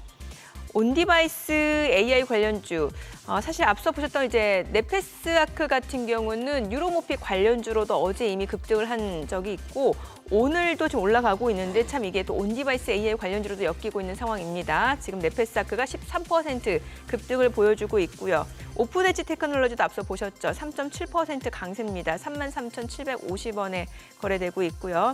그 밖에 이제 지금 보게 된 유로모피 관련주 내에서는 자람 테크놀로지가 12% 급등입니다. 46,850원. 에이즐랜드가 12% 급등 중 58,600원, 58,200원이고 NCN이 27% 급등 중이고요. 또 온디바이스 AI 관련주로 엮여있는 종목들, 제주반도체가 3% 강세입니다. 33,300원. 그리고 칩스미디어도 2.6% 강세고 앞서 보셨던 리노공업도 이제 강세 흐름 보여줍니다. 와, 오늘은 반도체 관련주들은 죄다 지금 강세를 보여주고 있다라고 보시면 될 것 같고 애플페이 관련주, 이제 반도체 관련주보다는 상승폭이 제한적이긴 합니다만 이제 사실 어제부터 올리브영에서 애플페이를 이제 사용할 수 있게 되고 이제 애플페이 사용할 수 있는 곳이 조금 더 확대된다는 소식이 전해지고 있고요. 관련해서 전자결제 관련주들 좀 강세 보여줍니다. KG 이니시스가 1% 상승 중이고요. 한국정보통신, 이루원, KG 모빌리언스 상승 중입니다만 상승폭은 다소 제한적인 것으로 보시면 될 것 같고 오늘은 반도체 관련주, CXL 관련주도 상승을 보여주고 있는 상황이고요. 초전도체 관련주도 강세입니다. 자, 오늘은 네오셈, 퀄리타스 반도체, 코리아 서킷 또 이런 종목들은 CXL 관련주로서 지금 강세 흐름 이어지고 있고 오픈엣지 테크놀로지는 이제 설계 업체다 보니까 뭐 CXL 관련주도 엮일 수 있고 앞서 보셨던 이제 뉴로모피 아니면은 또 온디바이스 AI 다 엮여 있는 종목이기도 하죠. 지금 시각 9시 5분 지나갑니다. 수급 상황 체크해 보도록 하겠습니다. 오늘 유가증권 시장에서는 기관이 삽니다. 지금 현재 388억 원 순매수고요. 개인과 외국인은 각각 272억 원, 106억 원 매도 우위입니다. 코스닥에서는 개인이 삽니다. 481억 원 매수 우위, 외국인과 기관은 각각 403억 원, 10억 원 순매도를 나타내고 있습니다. 환율 체크해 보도록 하겠습니다. 오늘 외환시장 개장 상황입니다. 달러 환율은 1원 70전 하락한 1,333원에 개장이 됐습니다. 환율 자체는 계속해서 1,330원을 중심으로 좁은 박스권 흐름이 좀 이어지고 있다라고 보시면 될 것 같습니다. 오늘 어느 정도 예상이 됐던 대로 다 반도체 관련주네요. 이거 빼고는 그러게 뭐 얘기를 할 수가 없겠는데요. 얘기를 예. 할 수가 없기는 한데, 근데 이제 대장인 한미반도체나 뭐 주성엔지니어링 이런 종목들이 이제 한 5% 정도 상승을 하고 있고, 그래서 다 전체적으로 지금 시가총액 상위 종목 보면은 뭐 그러게요. 테마로 형성된 거는 있지만은 뭐 자람 테크놀로지, 네페스 아까 말씀드렸고, 예. 뭐 에이징랜드는 AI랑 연결돼 있고, 또 뭐 테크인 그렇고, 오버브 반도체, 코아시아 이제 그 설계 쪽이죠. 그다음에 가온칩스도 그렇고, 그다음 코츠 테크놀로지, 그다음에 뭐 솔루엠, 뭐 MDS 테크는 이제 엔비디아 유통사니까 이렇게 네. 연결이 되어 있고, 그다음에 뭐 한미반도체가 이제 6% 정도 상승을 하는데, 저는 계속 말씀드리지만 전공정보다 후공정을 노려야 됩니다. 왜 그러면 후공정. 전공정은 좀 쉬워요. 그냥 쉽게 그러니까 말씀드리면. 진입장벽이 낮다라는 네네. 거예요. 예. 그러니까 전공정은 그냥 웨이퍼 자르고 뭐 이런 거기 때문에 그 웨이퍼 패키징보다는 그냥 웨이퍼 어떻게 만드느냐에 네네. 따라 기술력이 조금, 그러니까 뭐 굳이 비교하자면은 장비가 그렇게 비싸지는 않다. 그리고 마진이 그렇게 많이 남지 네. 않는다. 근데 후공정은 패키징이기 때문에 진짜 이게 그 PCB에 붙어가지고 다 잘 되느냐, 이게 후공정인데. 그 인쇄료 기판 쪽으로 다. 네. 예. 그러니까 옛날에는 그 자료 화면 한번 띄워주시면은 네. 옛날의 반도체랑 지금의 반도체랑 약간은 다르죠. 왜 그러냐면 옛날에는 리드 프레임 방식으로 우리가 그 지네처럼 이렇게 옆에 다리가 있는 모습이 있었잖아요. 아, 이게 화면이 있어요? 제가 한번 보내드리긴 이해를 좀 쉽게 말씀드리려고 네네. 해가지고, 리드 프레임 타입가 하고 이제 솔더볼 타입이 조금 다른 거거든요. 리드 프레임 타입은 우리가 옛날에 뭐 기술 가정 시간이나 이럴 때 반도체 요거 이게 리드 프레임 타입은 옆에다가 이제 그 그러네, 지네처럼. 전기를 이제 만들어서, 이거를 한 번쯤은 옛날에 보셨을 거예요. 네네네. 이게 아직까지 이제 자동차 쪽에 쓰이기는 하거든요. 저가형 반도체. 예. 근데 이제 저렇게 하니까 연결되는 게 좀 긴 거죠. 근데 AI는 빨리 그 데이터를 연산을 해야 되는데 이 길이가 있기 때문에 연산 속도가 조금 느려집니다. 네. 그래서 솔더볼 타입은 아예 이게 솔더볼이라고 하는 게 그냥 공이거든요. 이걸 전자식 연결을 해주는 건데, 그래서 최근에 저도 아이폰 쓰고 있지만은 아이폰 지금 칩 떼보면은 솔더볼이 이렇게 녹아가지고 붙어 있는 게 있습니다. 근데 이게 최근에 들어오는 솔더볼 타입이 다 그 고가의 반도체로 들어가는 거죠. 네. 왜냐면 면적이 바로 있다 보니까 여기서 연산을 할 수가 있는 거죠. 근데 그 BJ 타입이 있기는 한데, 저는 뭐 한미 반도체도 그렇고 TC 본딩, 하이브리드 본딩 방식 다 있지만은 저는 후공정에서 아까 프로텍 말씀해 주셨지만은 제가 프로텍을 그 지지난 중 한 달 전쯤에 이제 네. 그 세미콘 코리아를 한번 갔다 왔거든요. 예, 예. 그 코엑스에서 한번 열리기는 했었는데 예. 그때 프로텍이 좀 참여를 했습니다. 제가 직접 아. 갔다 오긴 했었는데, 이때 프로텍이 저는 굉장히 좀 눈에 들어왔다? 오늘 2% 넘게 올라가는데요. 근데 오늘은 뭐 다 다 올라가니까. 올라가는 거다 보니까 사실 그렇게 많이 올라가지는 사실 않았는데, 지난해 고점이 한 7만 원 선이니까 뭐. 네. 예. 근데 이게 두 가지가 있거든요. 그 메인 장비는 거의 두 가지라고 보시면 되는데, 일단 디스펜서랑 레이저 리플로우 장비인데, 아까 보여주신 아폴로디 같은 경우에는 이제 디스펜서 장비거든요, 저게. 그러니까 디스펜서가 뭐냐면은 그 스프레이 같이 형광칠을 쭉 도포를 해준 겁니다. 제가 조금 저기 비춰가지고 제 모습이 나오고 있는데. 실제로 기업 탐방을 다녀. 저 코엑스 가서 찍은 겁니다. 코엑스 저는. 가서. 네네. 근데 저게 접착형 스프레이인데 이게 뿌려주는 거다 보니까 어느 산업에든 다 쓰일 수가 있거든요. 반도체도 쓰이고 LED도 쓰이고 그다음에 스마트폰도 쓰이고 해가지고 특정 물질을 도포하는 장비인데, 제가 저거 물어봤거든요. 이거 그 칩메이커들한테 납품하지 않냐, 삼성전자, SK 하이닉스. 근데 얼마냐라고 물어봤는데 가격은 다 안 해주더라고요. 대회비여가지고. 예. 그래서 일단은 디스펜서는 워낙 그 잘 하고 있기 때문에 이게 후공정에 들어가는 거거든요. 네네. 후공정은 패키징이잖아요. 예, 예. 패키징에서 자 솔더볼 이렇게 다 접착했어요. 그다음에 형광체를 도포를 해야 돼요. 이게 후공정인데 저 장비도 굉장히 좀 글로벌 시장 점유율이 한 10에서 15%거든요. 1위가 노드슨이고요. 2위가 무사시입니다. 근데 3위 정도면은 꽤 시장 점유율 높고 국내에서는 1등이거든요. 그다음에 가장 최근에 지금 말씀해주신 다른 업체는 우리나라 업체가 아니고 그냥 프로텍이 프로텍 빼고 프로텍 빼고는 지금 1위, 3위는 노드슨, 미국의 노드슨이고 노드슨. 일본의 무사시가 그렇군요. 있습니다. 근데 그 프로텍 그 솔더볼 저 디스펜서 장비가 굉장히 좀 좋고 그다음에 두 번째가 뭐냐면 이거는 솔더볼 마운트인데 저기에는 안 보였더라고요. 근데 솔더볼 마운트 말고 레이저 리플로우 방식으로 장비가 있는데 네. 이게 뭐냐면은 단가가 제일 높습니다. 이게. 레이저 리플로우가 왜 그러냐면 이게 앱코랑 공동 개발한 거거든요. 네네. 그 LAB. 근데 예. 이게 TSMC에서 좀 노리는 겁니다. LAB가. 그래서 뭐냐면은 그 레이저 리플로우가 PCB랑 그 반도 칩 사이에 연결을 레이저로 붙이는 작업이에요. 원래 열압착 방식이 우리가 솔더볼 보시면은 그 솔더볼이라고 해서 저기 구멍이 땅땅땅땅땅 이렇게 다 뚫려 있습니다. 네네. 그럼 그 솔더볼 넣어가지고 녹여가지고 붙이는 게 옛날에 납땜질 한다라고 하잖아요. 이거랑 네네. 비슷한 건데 솔더볼 녹여가지고 붙이는 게 이제 TC 본딩 방식. 네. 근데 저거 레이저 리플로는 레이저로 쏴서 녹이는 거죠. 근데 속도는 좀 느려서 아직까지는 그 굉장히 그 어떻게 보면은 조금 느리다. 근데 공정은 많이 압축된 것 같은데요. 굉장히 기술력은 상당 공정입니다. 예. 그래서 저게 조금 특징적이었던 거고 그다음에 앞으로는 레이저 리플로우 방식이 좀 대세가 될 겁니다. 왜냐하면 열압착 방식은 예. 반도체 칩이 이렇게 평평하게 있다라고 하면은 열압착 방식은 조금만 틀어져 이게 전기적 신호가 안 맞을 수가 있거든요. 네네네. 근데 레이저는 균일하기 때문에 이게 쫙 달라붙습니다. 그래서 그 부분이 좀 장점이기 때문에 저는 뭐 한미 반도체나 아니면은 HPSP 굉장히 좋지만 프로텍도 지금 후공정 실적 업체 대비해서는 중에서. 굉장히 좀 좋지 않을까라고 말씀드리고 싶습니다. 자, 그리고 기업 밸류 프로그램 관련 종목 얘기도 또 해봐야 될 것 같은 게 네. 이제 26일이면은 이제 이게 발표가 돼요. 네. 근데 그 이전에 선제적으로 좀 이런 종목들이 많이 올랐잖아요. 좀 저평가된 종목들이요. 지금은 이제 오늘은 뭐 반도체 관련주에 묻혀서 빛을 발하지 못하고 있는데 한 26일 다가올 때쯤이면 다시 한번 이런 종목들이 힘을 내줄 수 있을지 좀 궁금해지거든요. 뭐 대표적으로 현대차, 기아, 그다음 최근에 뭐 유통주도 있을 수 있겠고요.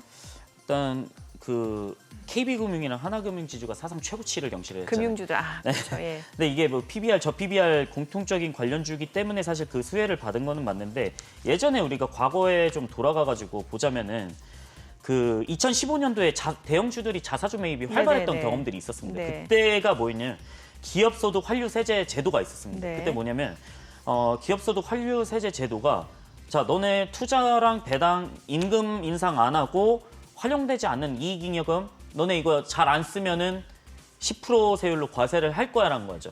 그래서 기업 입장에서는 그거죠. 세금 낼 바에 그냥 투자하거나 이런다. 네. 배당한다. 네. 이게 좀 맞아 떨어졌던 거죠. 그래서 그 당시에 자사주 매입이 좀 활발했었는데 저는 이번에 논의되는 내용이 크게 세 가지거든요. 우수상장사 선전 인센티브 부여. 이게 네. 아마 그 세무조사나 이런 거 피할 수 있을 겁니다. 아. 그래서 이것도 굉장히 좀 높은 인센티브고 매년 기업가치 제고 계획을 별도로 보고서로 공표해야 된다. 그다음에 소액주주 이익 높일 수 있는 상법 개정에 대한 방향성 논의한다. 그러면은 저는 강제성이 없어도 좀 할 수밖에 없는 선택권이 있기 때문에 저는 충분히 좀 매력적이지 않나. 그래요, 매력적이다. 네. 그렇기 때문에 PBR, 저 PBR 관련주, 자동차 관련주들도 있지만은 뭐 그 지주사들이라든지 지주사들이 왜냐면은 돈 있기 때문에 이거 안 쓰고 계속 냅두면은 결국에는 타겟될 수밖에 없거든요. 네. 너네 우리랑 반대로 가? 그러면은 두고 봐. 이럴 수도 있기 때문에 아마 활용이 많이 되지 않을까라고 말씀을 좀 드리고 싶습니다. 그래요. 자, 그리고 이제 방산주도 좀 여쭤볼게요. 그 수은법이라고 해서 한국수출입은행법 있잖아요. 네네. 이 개정안 통과에 대해서 이제 방산주들 같은 경우가 좀 수혜가 예상된다. 특히나 우리나라 방산주들 그 기업들 기술력은 뭐 워낙 유명하잖아요. 네. 예. 일단 하나 에어로스페이스가 있을 것 같고요. 이게 통과가 됐는데 저는 방산주가 추가적인 수출을 하려면은 네. 이 수은법 개정이 좀 필수 요소기는 합니다. 예. 왜냐면은 지금 수은법 법정 자본금이 한 15조 원인데 우리나라가 폴란드에 수출한 1차 금액이 17조 원 정도고 2차 규모가 이제 30조 원이지 않습니까? 이미 다 소진돼서 없어진 상태인데 이게 15조에서 50조까지 늘리는 방안인데 그러면은 수은법이 개정이 된다라고 하면은 방산주들은 해외로 수출할 수 있는 금액이 더 커지는 거죠. 네네. 지원을 해주기 때문에. 그래서 수은법 개정에 대해서는 방산주의 전체적인 수혜가 맞다라고 생각을 하고 있고요. 그러니까 제가 일전에도 계속 말씀을 드렸지만 하나 에어로스페이스나 한국항공우주, LIG 넥슨은 좀 탑픽이다라고 보시면 좋을 것 같고 그다음에 포탄이 굉장히 좀 요즘에 네. 비싸지고 있어요. 왜냐하면 우크라이나 전쟁도 있고 그다음에 이스라엘 하마스 전쟁으로 이게 미국 쪽에서 포탄을 엄청나게 생산을 못하다 보니까 네네. 외주에 좀 어떻게 보면 155mm 포탄이 제일 부족하거든요. 근데 한일 단조랑 풍산 쪽도 포탄 관련주에서는 좀 수혜다라고 보시면 좋을 것 같습니다. 알겠습니다. 오늘 내용 잘 들었습니다. 고맙습니다.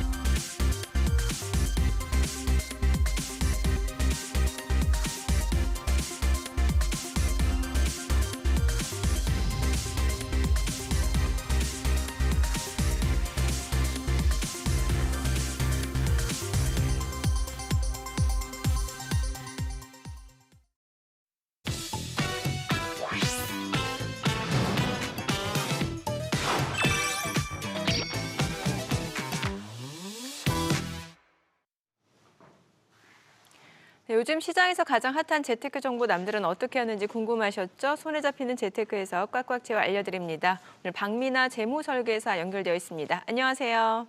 네, 안녕하세요. 네, 오늘은 어떤 재테크 소식인가요? 네, 인도 경제가 올해 연 7% 이상의 급성장이 전망되면서 인도 증시가 연일 고공행진을 이어가고 있습니다.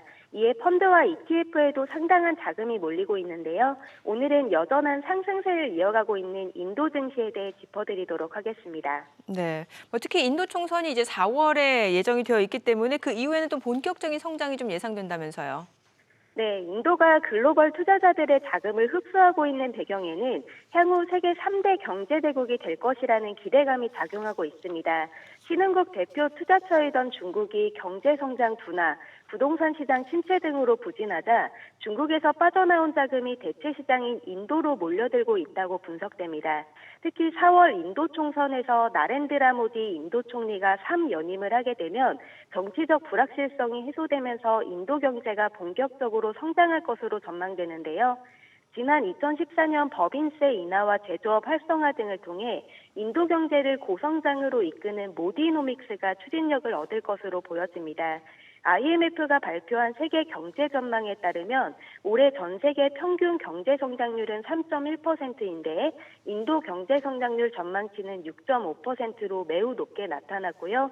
인도 재무부와 통계청은 그보다 높은 7% 이상의 성장률을 기록할 것이라고 전망했습니다. 인도 증시는 중국의 부진 속에 연일 상승세를 이어가고 있으며 인도 전체 증시의 시가총액도 최근 4조 6천 달러를 넘어서 홍콩을 제치고 전 세계 4위 시장으로 진입했습니다.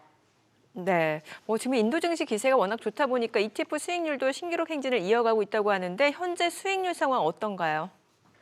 네, 아쉽게도 국내 투자자들은 인도 주식에 직접 투자하는 것은 불가능합니다. 그 대신 ETF를 통한 간접 투자는 가능한데요. 인도 증시에 투자하는 ETF 순자산액도 최근 들어 증가하고 있습니다. 인도 ETF의 대표 지수인 니프티 50은 인도 증권거래소에 상장된 주요 종목 50개로 구성된 지수인데요. 최근 3개월 수익률 추이를 살펴보면 평균 수익률은 15%에 달하고 일간 수익률의 2배를 추종하는 타이거 인도 니프티 50 레버리지 합성의 경우 3개월 수익률만 35%에 달합니다. 네, 인도 펀드 순자산 규모도 지금 2조 원을 넘어섰다고 하는데 서울 강남권 고액자산 가들 투자도 이어지고 있다면서요. 네, ETF 못지않게 인도 펀드의 수익률도 고공행진하고 있습니다. 서울 강남 고액자산가들의 뭉칫돈이 인도로 몰렸는데요. 국내에 설정된 28개 인도 주식형 펀드의 순자산 규모도 2조 원을 훌쩍 뛰어넘었습니다. 인도 펀드의 1년 평균 수익률은 34.14%로 동일 기간 해외 주식형 펀드 중 미국에 이어 근소한 차이로 2위를 차지했지만 3년 기준으로 본다면 인도 펀드 수익률이 62.16%로 전체 해외 펀드 중 압도적인 1위를 차지했습니다. 펀드별로 보면 삼성 인도 중소형 포커스의 수익률이 약 60%로 가장 높았고 미래에셋 연금 인디아 인프라, 신한 인디아 순으로 수익률이 높았습니다. 네, 자 그런데 이제 해외 증시와 관련해서 투자할 때 이제 환 리스크가 좀 주의를 해야 되는데 최근에 루피 가치가 계속 떨어지고 있어서 좀 주의가 필요할 것 같거든요. 네, 해외 투자 시 주가뿐만 아니라 현지 통화의 가치 하락에도 주의하셔야 됩니다. 인도의 통화인 루피로 따졌을 때는 미국의 주요 지수보다 상승률이 높아 보일 수는 있으나 달러로 환산했을 땐 기대보다 성과가 저조할 수 있습니다. 인도 증시의 상승률은 현지 통화의 가치 절하로 과대평가된 측면이 있고 달러 루피 환율이 급등하고 있기 때문에 인도 증시의 성과를 달러 가치로 따졌을 때는 상승폭이 줄어듭니다. 지난 1979년 달러 루피 환율은 8루피 수준이었으나 지난해 10월에는 83루피까지 높아졌습니다. 이런 부분들도 고려하셔서 투자하시길 바랍니다. 네, 오늘 내용 잘 들었습니다. 고맙습니다. 네, 감사합니다. 2월 주식 투자하시는 분들에게 굉장히 중요한 달이죠. 주식 양도소득세 신고 납부 기간인데요. 잘못 신고하면 높은 가산세를 물어야 할 수도 있기 때문에 여러분 모두 좀 꼼꼼하게 살펴보셔야겠습니다. 특히 대주주 기준이 바뀌면서 자칫하다간 큰 코 다칠 수 있다고 합니다. 오늘은 주식 양도소득세에 대해서 알아보도록 하겠습니다. 김주현 세무사님 함께합니다. 어서 오세요. 안녕하세요. 네, 지금 이번 달 이제 주식 양도세 신고 기간인데 신고해야 할 대상이라든지 기간 언제까지인지 먼저 알려주세요. 네, 2023년 하반기 주식을 양도하신 분들을 대상으로 2월 말일까지 주식 양도세 예정 신고 기간입니다. 대상으로는 상장법인 대주주, 그리고 장외 거래한 상장법인의 소액주주, 비상장법인 주주는 모두 신고 대상에 포함이 되고 있습니다. 다만 여기에서 한국 장외시장을 통해 양도한 중소, 중견기업 소액주주는 제외되기 때문에 이 부분 꼭 확인하시길 바라겠습니다. 네, 그리고 해외 주식도 그러니까 신고를 해야 된다라는 거죠. 해외 주식 같은 경우에는 주식 네. 예정 신고에는 대상이 되지 않습니다. 해외 주식 같은 경우에는 2024년 5월 말일까지 확정 신고 기간에 신고를 하시면 되기 때문에 이번 2월 달에 진행하는 신고에서는 대상에서 제외되고 있습니다. 네, 그러니까 5월 달에 해외 주식 하시는 분들은 신고를 하시면 된다라는 거고요. 네, 맞습니다. 예, 지금 이제 대주주 요건에 대해서 많이들 좀 궁금해하실 것 같은데 지금 대주주 요건이 완화됐어요, 지난해. 그럼 이번에 신고에도 이게 바뀐 게 적용이 되는 거예요? 네. 결론부터 말씀드리면 이번 신고에는 대주주 요건 완화가 적용이 되지는 않습니다. 많은 분들이 말씀 주신 대로 작년 말 상장 주식 양도세 과세 대상 기준이 기존 10억 원에서 50억 원으로 상향 조정이 되었습니다. 다만 이번 2월 달에 신고 진행하는 주식 양도세 대상 관련해서 대주주의 판단 여부는 2023년 말 보유하고 있는 주식의 기준이 아닌 네. 2022년도 말에 보유하고 있는 주식의 기준으로 판단을 하기 때문에 지금 변화된 50억 원 이상에 대한 기준은 2024년도 1월 1일 이후 양도분부터 적용을 받으시게 되고요. 네. 2024년 8월 신고분부터 적용받으시게 됩니다. 그러면 직전 연도 말에 이제 주식 처분하신 분들 같은 경우는 대주주에 속하는지 아닌지 그 판단 여부를 어떻게 할 수 있을까요? 네, 많은 분들이 혼란스러워하시는 네. 부분은 바로 이 직전 연도 말이라는 기준 때문인 것 같습니다. 예. 이 직전 연도 말이라는 부분은 바로 2023년도가 아닌 2022년도 말을 기준으로 판단을 하게 되어 있습니다. 지금 표에서 보시는 것과 같이 기존에는 코스피 1% 그리고 코스닥 2%, 코넥스 4%의 지분율을 기준으로 대주주의 요건을 판단했었는데요. 2024년도 1월 1일 이후 양도분부터는 기준 금액이 시가총액 50억 원 이상으로 상향 조정되었습니다. 다만 2024년 2월에 신고하실 때 주의하셔야 될 부분은 내가 대주주였는지 아닌지는 2022년도 12월 말, 직전 연도 말 기준으로 판단이 되기 때문에 이 부분 꼭 확인하시기를 바라겠습니다. 네, 이게 말 그대로 소득세잖아요. 그러니까 뭔가 이제 소득이 있어야 이제 과세 신고 대상이 된다라고 인식이 되는데 만약에 이제 국내하고 그리고 국외 주식 양도손익을 합쳐봤더니 0이다. 그러니까 수익도 있었지만 손실도 있었기 때문에 이럴 경우에는 신고를 해야 돼요? 어떻게 해야 돼요? 네, 이번에 진행하는 2월 신고 같은 경우에는 앞서 말씀드린 대로 해외 주식은 과세 대상, 신고 대상이 아닙니다. 예. 그렇기 때문에 이번에는 현재 해외 주식을 제외한 나머지 부분을 예정 신고를 해주시고 2024년 5월 달에 저희가 확정 신고를 할 때 네. 해당하는 부분에 대해서 이득과 손실을 상계해서 예. 저희가 확정 신고를 진행하실 수 있습니다. 아, 그럼 일단은 이제 국내 주식에 한해서 일단 소득 신고를 하고 그리고 이제 5월 달에 다시 이제 상계해서 그때 그럼 다시 또 돌려받을 수도 있다라는 거예요? 맞습니다. 만약에 해외 주식에서 손실 받으신 부분이 있다라고 하면 저희가 돌려받을 수 있는 부분도 충분히 가능하신 부분이 있습니다. 예. 다만 여기서 확인을 하셔야 되는 부분은 뭐냐면 과세 대상 주식 거래에 대해서만 네. 저희가 판단을 하셔야 되는 부분입니다. 상장되어 있는 주식의 소액주주 같은 경우에는 과세 대상이 되지 않기 때문에 네. 해당하는 손실은 합산할 수 없는 점 꼭 기억해 주시길 그러니까 이게 바라겠습니다. 상장되어 있는 주식 같은 경우는 이제 대주주 요건에 해당이 될 때만 이제 과세 대상인 거잖아요. 네, 맞습니다. 예, 그래서 이게 대주주 요건이 완화된다 여기에 대해서 관심이 많으셨던 거고요. 네, 맞습니다. 그럼 만약에 이제 양도소득세를 깜빡해서 신고를 못했거나 아니면은 계산을 잘못해서 과소 신고할 경우에는 어떤 불이익이 있게 되나요? 일반적으로 저희가 양도소득세 신고를 잘못하시게 되면 가산세라는 네. 부분의 페널티를 받으시게 됩니다. 가산세 같은 경우에는 과소 신고 시 10%, 그리고 저희가 예정 신고 기간을 지나서 신고를 하시게 되면 가산세 20%, 그리고 부정행위로 무신고를 하시거나 과소 신고를 하시게 되면 최대 40%까지 가산세를 적용받으실 수 있기 때문에 이 부분은 꼭 놓치지 마시길 바라겠습니다. 정정 기간은 따로 없는 거예요? 네, 없습니다. 아, 보통은 이 정정 기간이 있기 마련인데. 저희가 예정 신고 기간이 2월 달까지로 되어 있고 예. 그 기간 동안에서 저희가 앞서 말씀드린 것처럼 해외 주식을 합산해서 신고하는 확정 신고 기간이 5월 달이기 때문에 네, 그때 이 두 정정을 할 수 가지 있겠네요. 네, 맞습니다.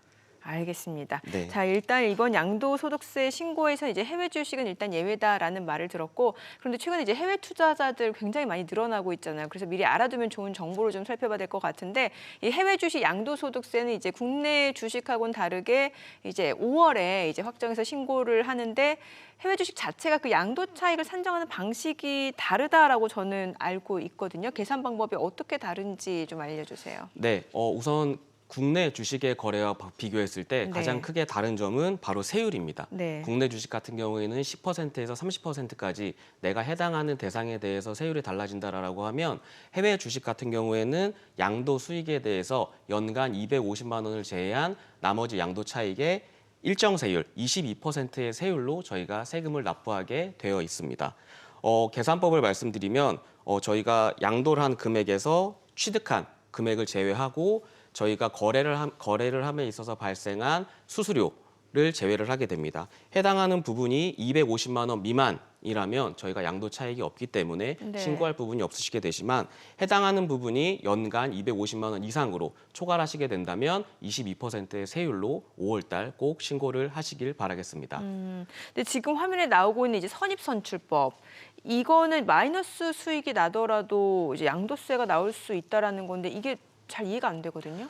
제가 표로 한번 설명을 해드리겠습니다. 우선 많은 분들이 주식을 거래를 하실 때 보통 매수 평균 단가를 네. 많이 보고 저희의 수익을 산정을 하시게 되어 있습니다. 그렇죠. 그러고 나서 팔고 나서 얼마나 차익이 났는지. 맞습니다. 이러한 경우에 저희가 취득하는 시점이 한 번이라면 상관이 없을 텐데 저희가 분할 매수를 하시거나 보통 그렇죠. 아니면 물타기를 하시는 예, 경우에는 이러한 주식의 취득가액을 산정하는 방식이 해외 주식을 양도할 때는 국세청에서 선입선출법과 이동평균법 두 가지 방법을 모두 인정을 해주고 있는 실정입니다.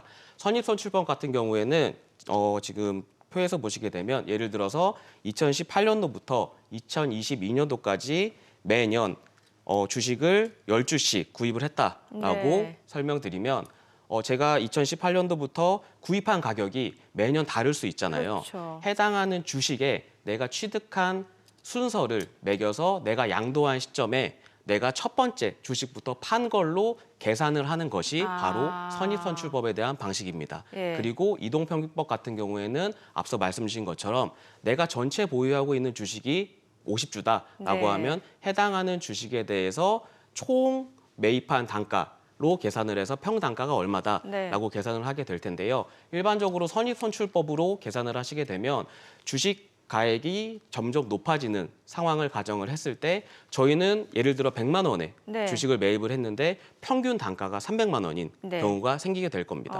그러한 경우에는 저희가 주식을 양도했을 때 실제 차익은 발생하지 않았지만 선입선출법의 계산 방법에 의해서 양도소득세를 납부를 하시는 방법도 생기게 되시고요. 반면에 이동평균법으로 계산을 했을 때는 저희의 총 주식의 평균 단가가 300만 원이고 네. 혹 저희가 판매하는 주식의 가액이 평 300만 원이라고 하면 저희의 양도소득세는 0원으로 계산이 되기 때문에 특히 해외 주식의 양도소득세를 계산을 하실 때는 이 두 가지 방법의 차이를 계산을 해보시고 본인에게 유리한 방식으로 계산을 하시는 걸 추천드립니다. 언뜻 봤을 때는 이동평균법이 더 그래도 합리적이다라는 생각이 드는데 이게 때에 따라서는 다른가 봐요. 선입선출법이 더 조금 세금을 적게 낼 수 있는 유리한 상황도 있나 봐요. 일반적으로 저희가 일정 주식을 정기 매입한다라고 했을 네. 때 주가가 상승하는 걸 가정을 하면 선입선출법이 불리합니다.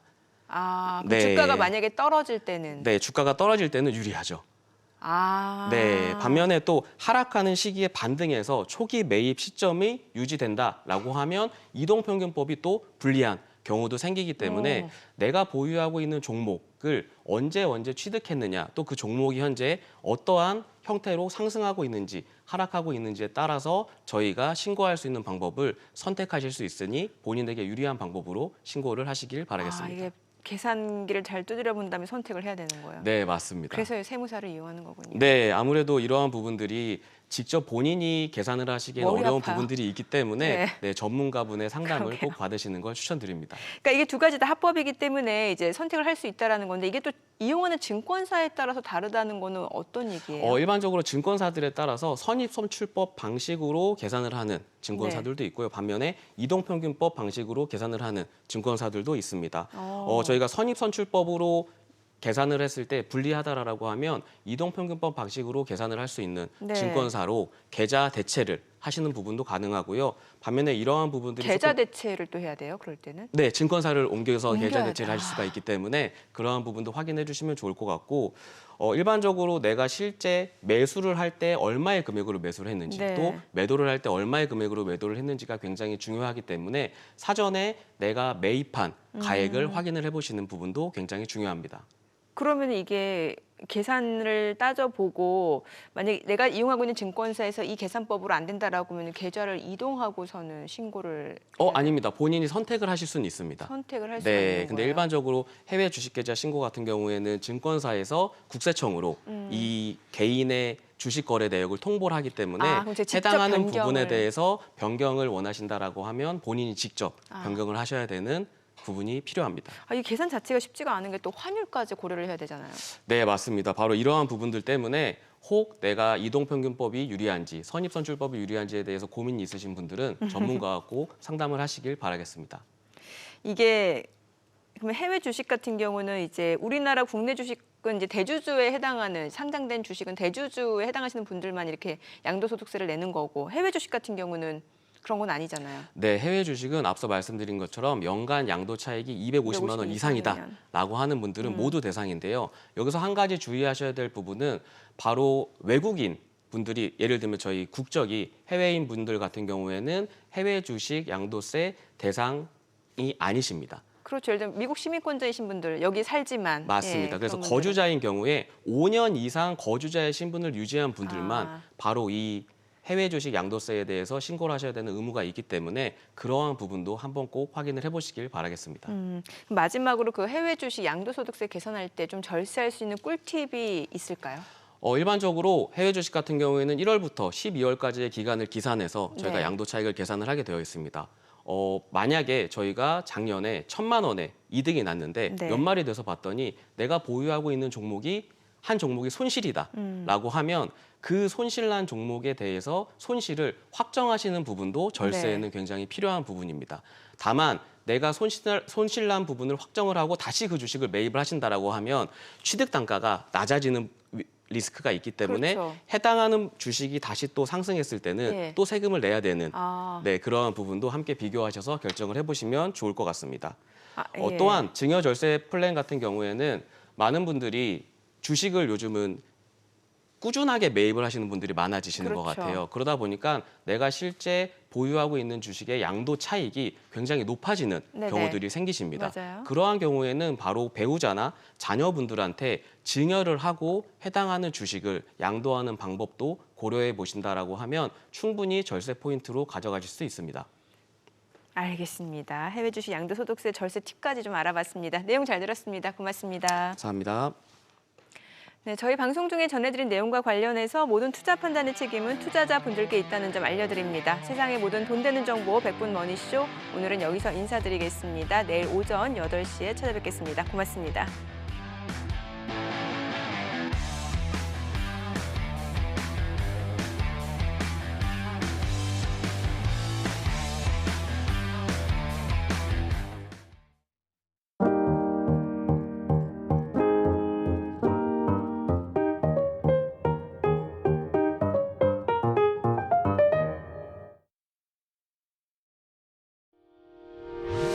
의견 있는 경제 채널 SBS 비즈